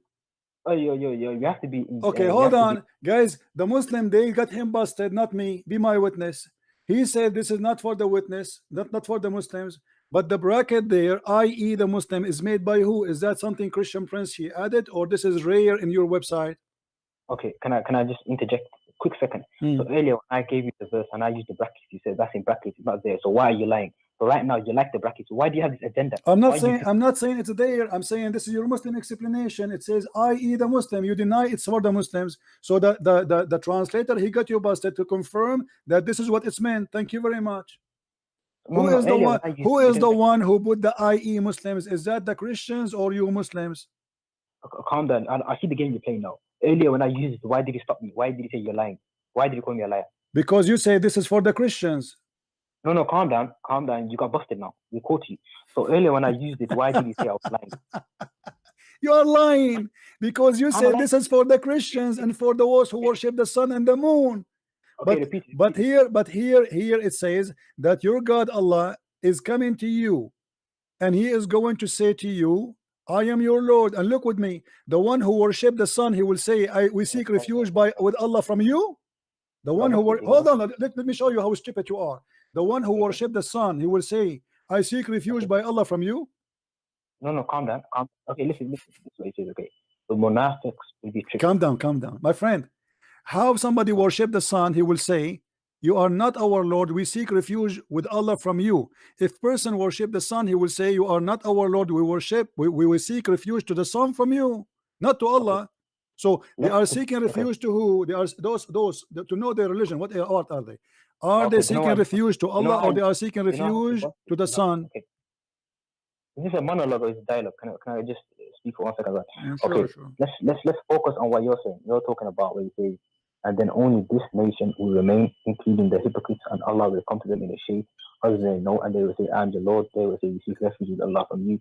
This is our case. We will not follow you till our Lord come to us. This is the munafiq. This is not the Muslim. This is the munafiq. Aha. This is my explanation. Abdul, you are an official certified donkey. Sorry to say that with you. Because the munafiqeen is the Muslims too. Yes, but the munafiq. Doesn't matter. Allah is coming in a shape, right? My friend, hold on. In front of you, it says clearly that those people, they believe in Allah. In the beginning, you said to me, this is the one. Look how you change your mind now. In the beginning, you said to me, Alhamdulillah, those are the Christians. Those are the one who worship the sun, the moon like you. Those are, and now you admitted that those are the Muslims, but they are the liars Muslims. No, I never read it, so I refrained. I was wrong there. Okay. I will go with you. I will go with you to the end of the road to see how many lies you create in the coming 15 minutes. Now, okay, hold on. What we learn from this, that Allah is coming in a shape other than the shape which they knew. Is that correct? Is that correct? Okay. Who is the one who says we seek refuge from Allah? Is it only the liars or all the Muslims? Okay, let's read it again. He says, and then read it again. Go ahead. Here we go. No. Okay, you're saying that I'm lying. You'll find out who's lying today. You're lying, my friend. Yeah. Okay, I'm lying. Yeah. Okay. Let's read it. This will refute you right now. My friend. You speak Arabic, right? Don't you speak Arabic? Don't worry. Do you speak Arabic or not? Let me show you. Let me get you busted in Arabic. وتبقى هذه الأمة فيها منافقوها فيأتيهم الله في غير الصورة التي يعرفون فيقول أنا ربكم فيقولون نعوذ بالله منك هذا مكاننا حتى يأتينا ربنا. So this is the nation. Muhammad is speaking about his nation, including the hypocrite inside the nation. So all the Muslims, Allah will come to them. Allah will come to all the Muslims. That's exactly what I was saying to you. Exactly. Okay. Exactly. Thank you very much. So Allah will come to all the Muslims, and the Muslims still. No. Okay, hold on. Okay. Oh yes, you're right. He will come to all of them. The Muslims will recognize him, but the munafiqs won't. No, read with me carefully. No, what's read with me carefully. Allah changed his shape. He changed his shape. It's not about to recognize him or not. Allah changed the shape. He changed the shape. Read with me. Allah will come to them in a shape other than they knew or they know. He come in a shape other, and will say, I am your Lord. They will say, we seek refuge with Allah from you. Then we will not move our place, and nobody will follow you till our Lord come to us. And then when the Lord come to us, we will recognize him, as you said to me before. And then Allah, listen carefully, and then Allah come to the same people, the same group. Then Allah come to them in a shape which they knew, and then he will say, I am your Lord. And then they will say, no doubt you are our Lord. You got busted 20 times in 5 minutes, my friend. So this is the same people. They reject Allah for he changed his shape. Now here the problem. It's not all the lies you said. It's not all the things you got busted with. No, the problem is now you have two Allah. You have Allah number one, and you have Allah number two. Which one you follow? Okay, let me help you. Let me reiterate what I said to you. I'm not going to move from this point until one of us are defeated. You sure? Okay. He says here, and then only this nation will remain, including their hypocrites. So the munafiqs are there. You understand that? Don't say I was lying. It says this. And Allah will come to them in a shape other than they knew, and will say, I am your Lord. They will say, we will not follow you till our Lord comes to us. And when our Lord comes to us, we will recognize you. Then Allah will come to them in a shape they know, and they will say, I'm your Lord. They will say, no doubt you are our Lord. They will follow him. So the first time when he came, that's the munafiqs. I believe that's the munafiqs speaking. My friend, it says then only this nation, i.e. Muslim. Do you see it? No, that's your brackets. Don't be stupid. No. Only forget about the bracket. Delete it. Erase it if you want. No problem. It says then only this nation will stay. Muhammad, he spoke about the other nations who worship different God. Correct? Only this nation will stay, will remain in there, including their hypocrites, So the majority is not the hypocrite. The hypocrite is including between the Muslims. Allah will come to them, and in a shape other than the one which they knew. So this is a new shape. This is shape number, let us say shape number 2. And then he will come to them and he will say to them, I'm your Lord. They consider him shaitan. They say, we seek refuge with Allah from you. And this is our place, we will not follow you. Why? Because it's shaitan. Obviously we seek refuge. The Quran says it clearly. When you see shaitan, when shaitan he start inspiring you with things, seek refuge by Allah, right, against shaitan. So when we say a'udhu billah, you seek refuge by Allah from shaitan. So here the Muslim, they call Allah shaitan, and here you will see Allah, he come to them in a new shape, and then the new shape is the one they knew. Okay, and they will say, no doubt you are our shape, our God.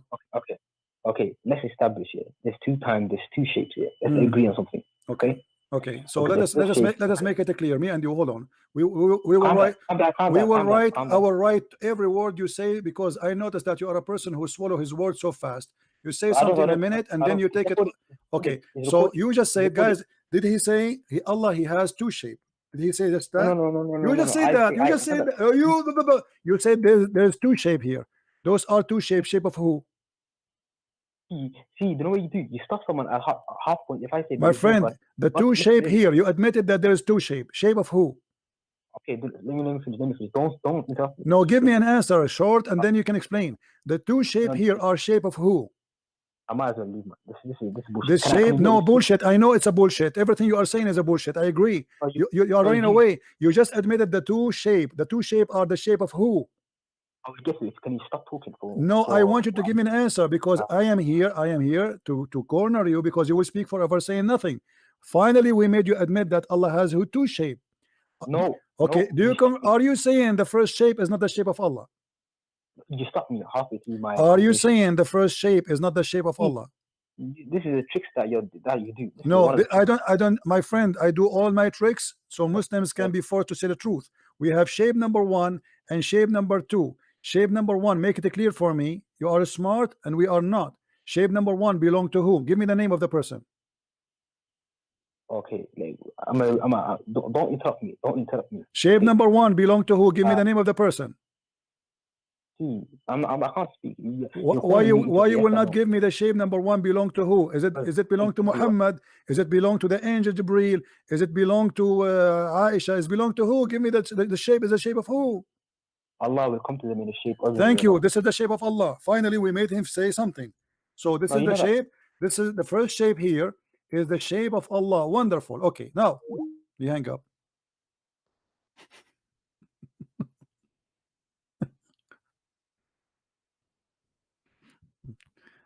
You hang up.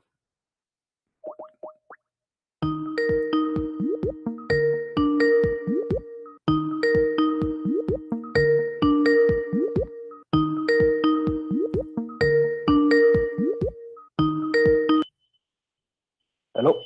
Yes, my friend. So thank you very much for agreeing that the first shape is the shape of Allah. What about the shape? No. The shape the second shape. What the second shape is the shape of who? Okay, calm down. Do not interrupt my me. friend. I'm talking to you, please. The second shape, just to make it easy, the second shape is the shape of who? This shape here, the second shape. Give me a name, please. Both of them is Allah. Thank you very much. Guys, did he say the word both? Did he say the word both? Okay, both. Let me write it, because later he will say I did not say that. Both shape for Allah. Okay, I will move it and I will put it here so everybody can see it. So now, so we have an agreement. We have an agreement, me and you, that Allah have both shape. Okay, now Allah have both shape, which means two shape. Which one of them is Allah? Oops.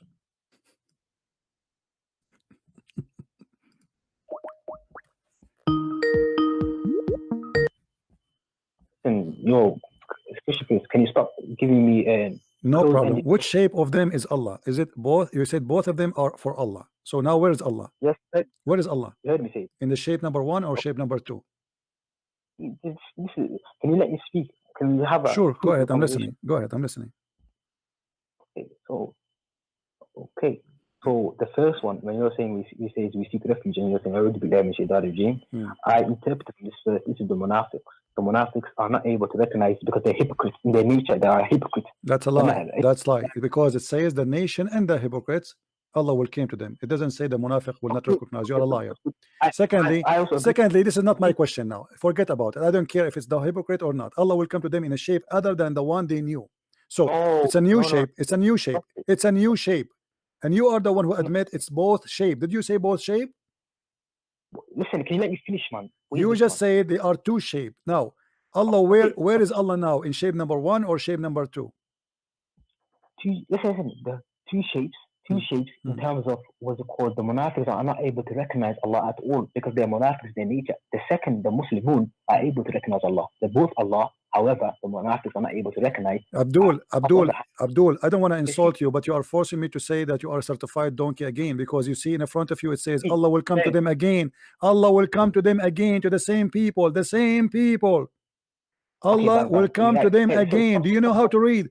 Do you know how to read? Do you know how to read? Do you know how to read? Read with me carefully. Read carefully. Then Allah will come to them, the same people, in the shape they know. So first time what happened? He come to them in a shape which they do not know. Second time he come to them, the same people, in a shape which they know. And this is why they rejected the first shape and they accepted the second shape. Calm down. Let me help you. With please help me. Life. Please help me. Okay. Let's set down a premise, a foundation where we all agree. Okay. Allah is talking to the Muslimun, the nation, and also the hypocrites. She's talking to two different people. Correct? No. You are a dirty liar. You are a dirty liar. How? You are a dirty liar, because here we go. It's in front of you in Arabic and in English.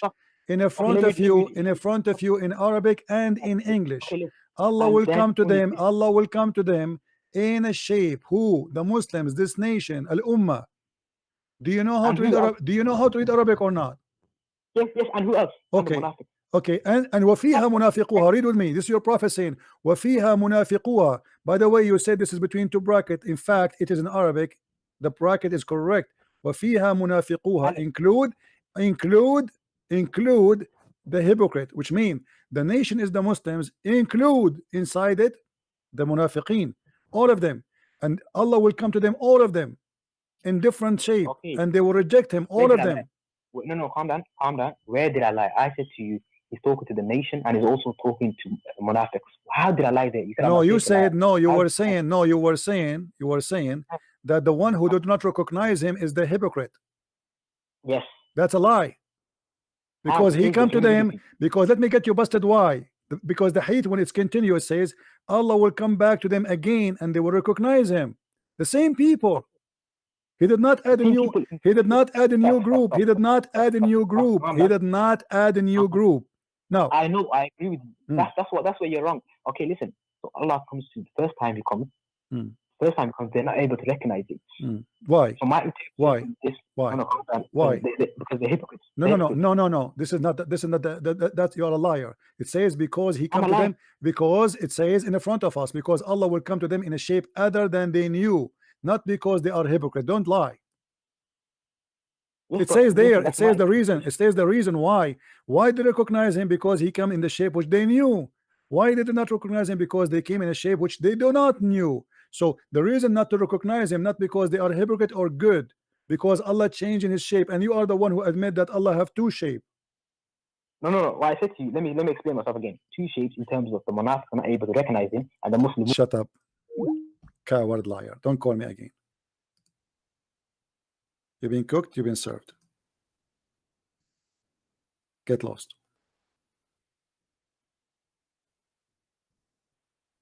If you go back, you will see how he was confirming that there's no way Allah will come to them and they will recognize him because he is all high majesty. Then I scroll up down a little bit. It says I have a surprise for you. It says they will recognize him. Now he have to play the game that this is about the hypocrites. It doesn't say that. Including the nation, including the hypocrites. Allah will come to them all. And this is your Muslim translation.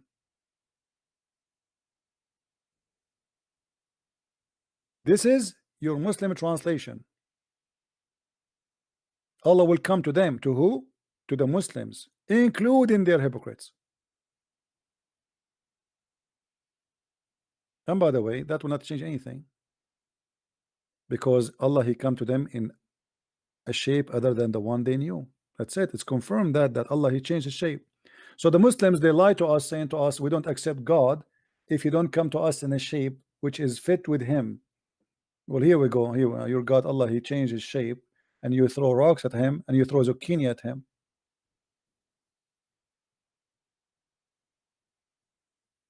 And now we have two Allah. We have two physical beings, because remember, Allah is a physical being. How Allah, the physical being, he transformed his shape? What happened?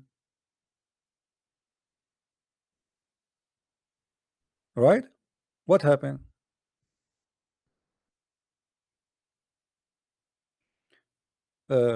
We have a Muslim here. He's asking how God can eat.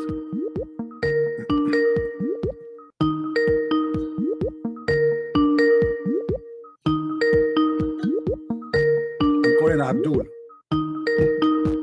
More barbecue in the way. This guy, he will not answer. I don't think he'll have the courage to answer.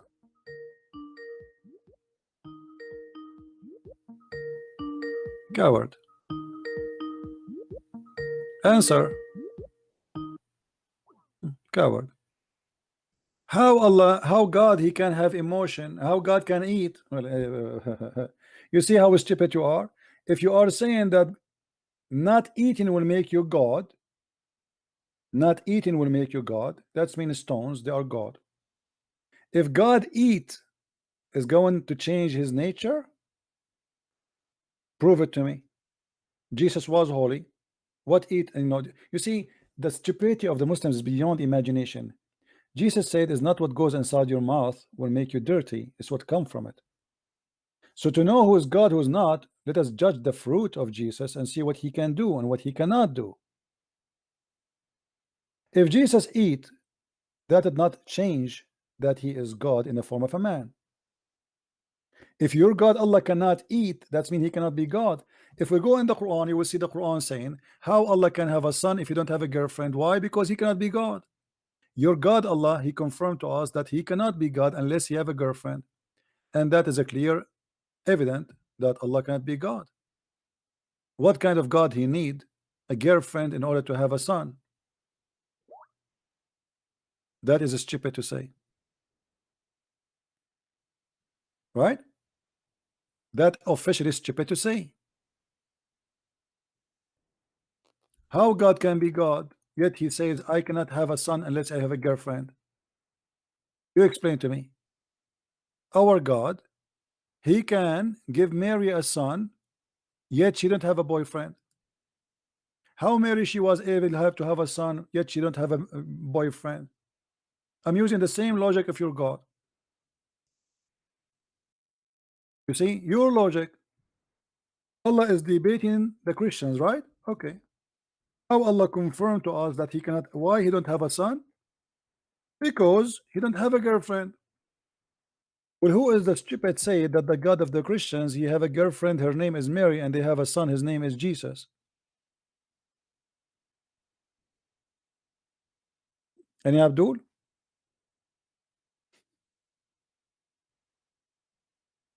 Stupidity.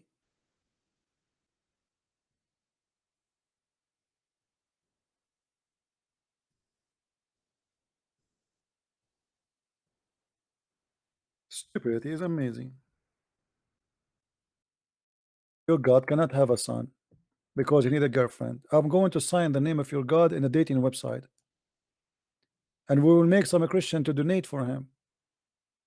بديع السماوات والأرض أن يكون له ولد ولم تكن له صاحبة. Very funny. Chapter 6 verse 101. How Allah can have a son if you don't have a girlfriend? What a stupid religion. That can be logical if the one is talking is Muhammad, but that cannot be logical if the one is talking is God. That can be logical if the Christian believe that God have a girlfriend and they have a son from him, from her. But this is not what the Christian believe. No Christian believe that God have sex with Mary and they have a son, his name is baby Jesus. So when he say, how can he have a son when he has no consort? He is just a question his ability.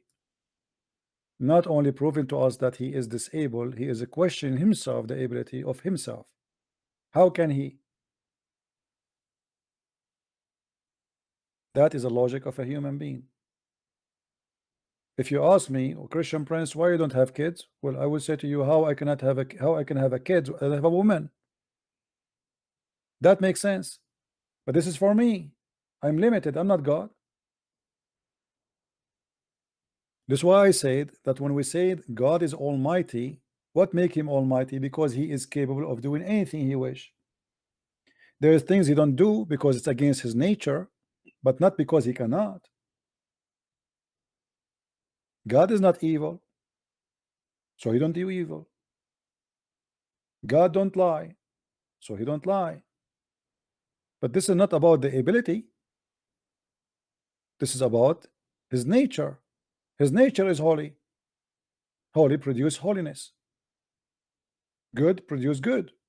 Jesus said, from their fruits you shall know them, which means the good tree always give good fruits. So the good God always give good fruits. But is God capable? Yes. Is he almighty? Absolutely. Obviously the God of Islam is not almighty. Same time, what is the point of this game? Allah come to us in a shape other than the shape which they need. I mean, what the point of this? Especially Muhammad, he told us the prophecy and told us a story.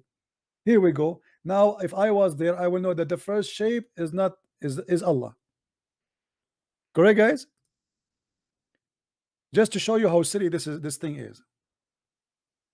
There's a guy, his name Al-Quran Al-Karim Kamilan. Call me, my friend. Mr. Quran, call me. Guys, if I tell you a prophecy that you go, you see someone, he look like a Trump, and you think he is not a Trump, but the fact he's Trump, and then Trump will go and will change his shape, and he come to you in the shape which you know, which means the real Trump. But now you know exactly what you should do. You should say to him, "You are my Lord." So what the point of this prophecy? It's stupid. And why Allah is it changing his shape? Are you able to speak French? No, my friend, I don't speak French. The only French I know is un, deux, trois, quatre, cinq, etc. And qu'est-ce qu'il y a? Qu'est-ce que c'est? Bonjour. However, we Arab, we are very smart. We can speak French anytime. Just add Lou in the front of anything. That will make it a French. So when a Lou Abdul call me, I say to Lou Abdul, Lou, are you stupid? Lou, are you crazy? Lou, are you mad? Lou, are you whatever, you know? Just add Lou in front of any word that will make it a French. Ça va, yeah. I speak all languages except the one you know. I am Allah. Have you ever heard God? He speak only one language. Adam, when he was made, he said, Hachu, and Allah, and then Adam, he said, Alhamdulillah. Look, what the heck? Adam, he speak Arabic before all mankind. Who taught him Arabic?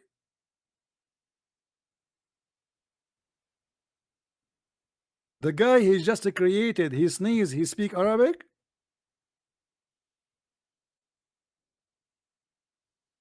And none of the Muslims ask where those stupid stories coming from.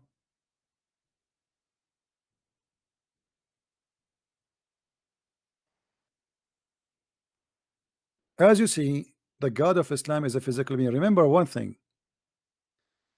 Don't mix between Christianity and Islam. God of Islam is not a spirit. Let us repeat together, guys. God of Islam is not a spirit. Look at this Muslim. He keeps saying there's only one God. There's only one God. There's only one God. But he cannot tell us who is this God.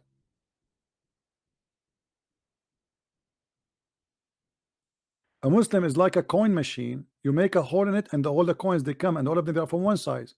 Boing, boing, boing. One God, one God, one God, one God. But the second you ask him, who is your God? He don't know.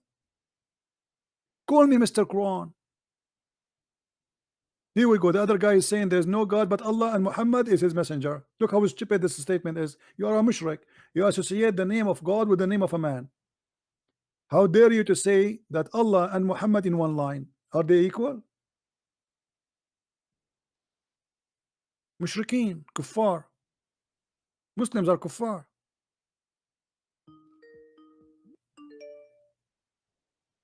Who is the guy trying to call me?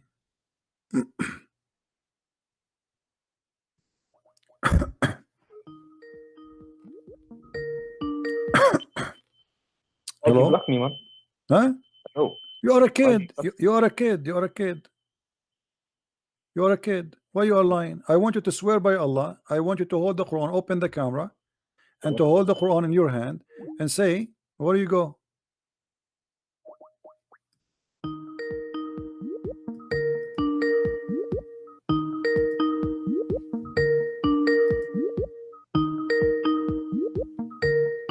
Potato, he didn't even answer.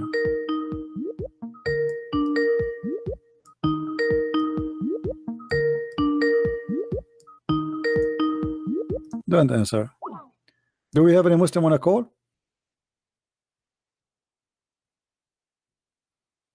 The second you start going in denial, I'm not going to waste my time with you. I got you busted, I'm done. You're being served. Everybody can see, and you are lying. We confirm that Allah have two shape. It is you who said both shape is for Allah. You are the one who said both. And this is what is important for us in this story. Allah has two shape. So now we have two divine physical being. Remember, Allah is not a spirit. Guys, please type with me in the text so we will not forget.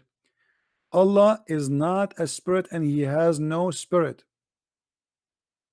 Type it please so we will not forget that. I want you to preserve that in your memory, because many Christians, they think the God of Islam is the same as the God of the Christians. The God of the Christians is a spirit. The God of Islam is not a spirit, and he has no spirit. He is just a physical being. The Muslims confirm that. All Muslims agree with that. It's not something we are coming with. So we have a physical being who have two shape. How God can be in two shape and he is not a spirit? As long as the Muslims is the one saying that God cannot be inside a space and he cannot be two person in the same time. He cannot be included in two shape. How we will recognize this from that? Which one is the one? Here we go. The Muslims, you are confused. You are right. You cannot recognize. Allah himself, he come to you in a shape which you don't accept and you dump him. So Abdul, are you there? Yeah, I'm here. All right. Are you willing to swear that the hadith here is not speaking about all the Muslims together? Listen. Are you willing to swear by Allah to hold the Quran and be honest that you are this hadith does not include all the Muslims? I'm not allowed to swear by some meaningless. Why you will not swear? Why? It's meaningless. So I can't do it. Impossible. You can't do swear. I'm meaningless. Why not? Why not? If you are being truthful, why you cannot swear? Listen. Why you cannot swear? Why you cannot swear? Why you cannot confirm to me that you are not lying and swear that the hadith here speak only about the hypocrite? They will not recognize Allah. Okay. Why do you cry when someone disagrees with you? Hold on. Let me take another Muslim. Hello? Hello. Yes, my friend. What's up, Christian? Friends? I'm fine. How are you doing? I'm doing good. You believe in God? You believe in your God, Allah? What's it called? Can you educate me? Like, no problem. Do you believe the Son of God? Okay. How Jesus can be I what? mean can be like God. Okay, that's wonderful question. Okay. If Jesus come to you in a shape you don't like, you reject him, right? What is the problem with Jesus? He came to you in a shape of a man, correct? What do you mean? Is that the reason why you reject Jesus to be God? Is that because he's a man? No. Why reject him then? Because I'm not sure, but it's not. You're not sure. A second, you see, you're not sure. This is not honest answer. You reject him because he's a man. Is that correct or not? Yeah, let's go. Yeah. Okay. See why you said to me a second ago? No. Now, as long that's mean the shape of Jesus is the one who prevent you from believing in him to be God. Correct? Okay. The hadith in front of us says that Allah will come to you in a shape other than the one which you know, and you will reject him. Maybe he come to you in the shape of a Jesus and you don't like him. Is that the case? How Allah can come to you in a shape which you don't like and you reject? He is Allah, the same person. Allah will come to them. Allah will come to them in a shape other than they know, and will say, I am your Lord. What the Muslim they will say to him? Get lost. How you do that? How you do that? How you do that to your God? Maybe it was maybe the form was like maybe a form of a man. no, not about that. It's What, like a form of a goat? I'm not that on. I'm not sure about that one. What is the problem with the form? You said the form. I agree with you. There's a problem with the form. So what the form? What's wrong with the form? Maybe maybe it was a test for the. No problem, but he is the same. He's your God. If Allah, he changed, if he is your God, and he is inside that form, how you reject God? That's mean you Muslims reject, recognize God by shape. Okay. Okay, that's mean you worship idols. Yeah, because guys, if I recognize a person by shape, and I worship that shape, isn't it this is idols? I don't recognize him by his power. I do not recognize him by his being almighty, by his glory. I recognize him by his shape. So what happened? The same God, he came to you in different shape. You reject him. Okay. Okay, so you're addicted to a shape. You are the same as little chicken. Like when the chicken she lay eggs, the eggs they come out to life. Whatever walking in front of them, even if it's a cat, they think this is mommy. Okay. Okay, so now you think Allah in a certain shape will be to you is your mommy, and then Allah he go and come back, he changes shape, you do not recognize him, you say to him you are the wolf.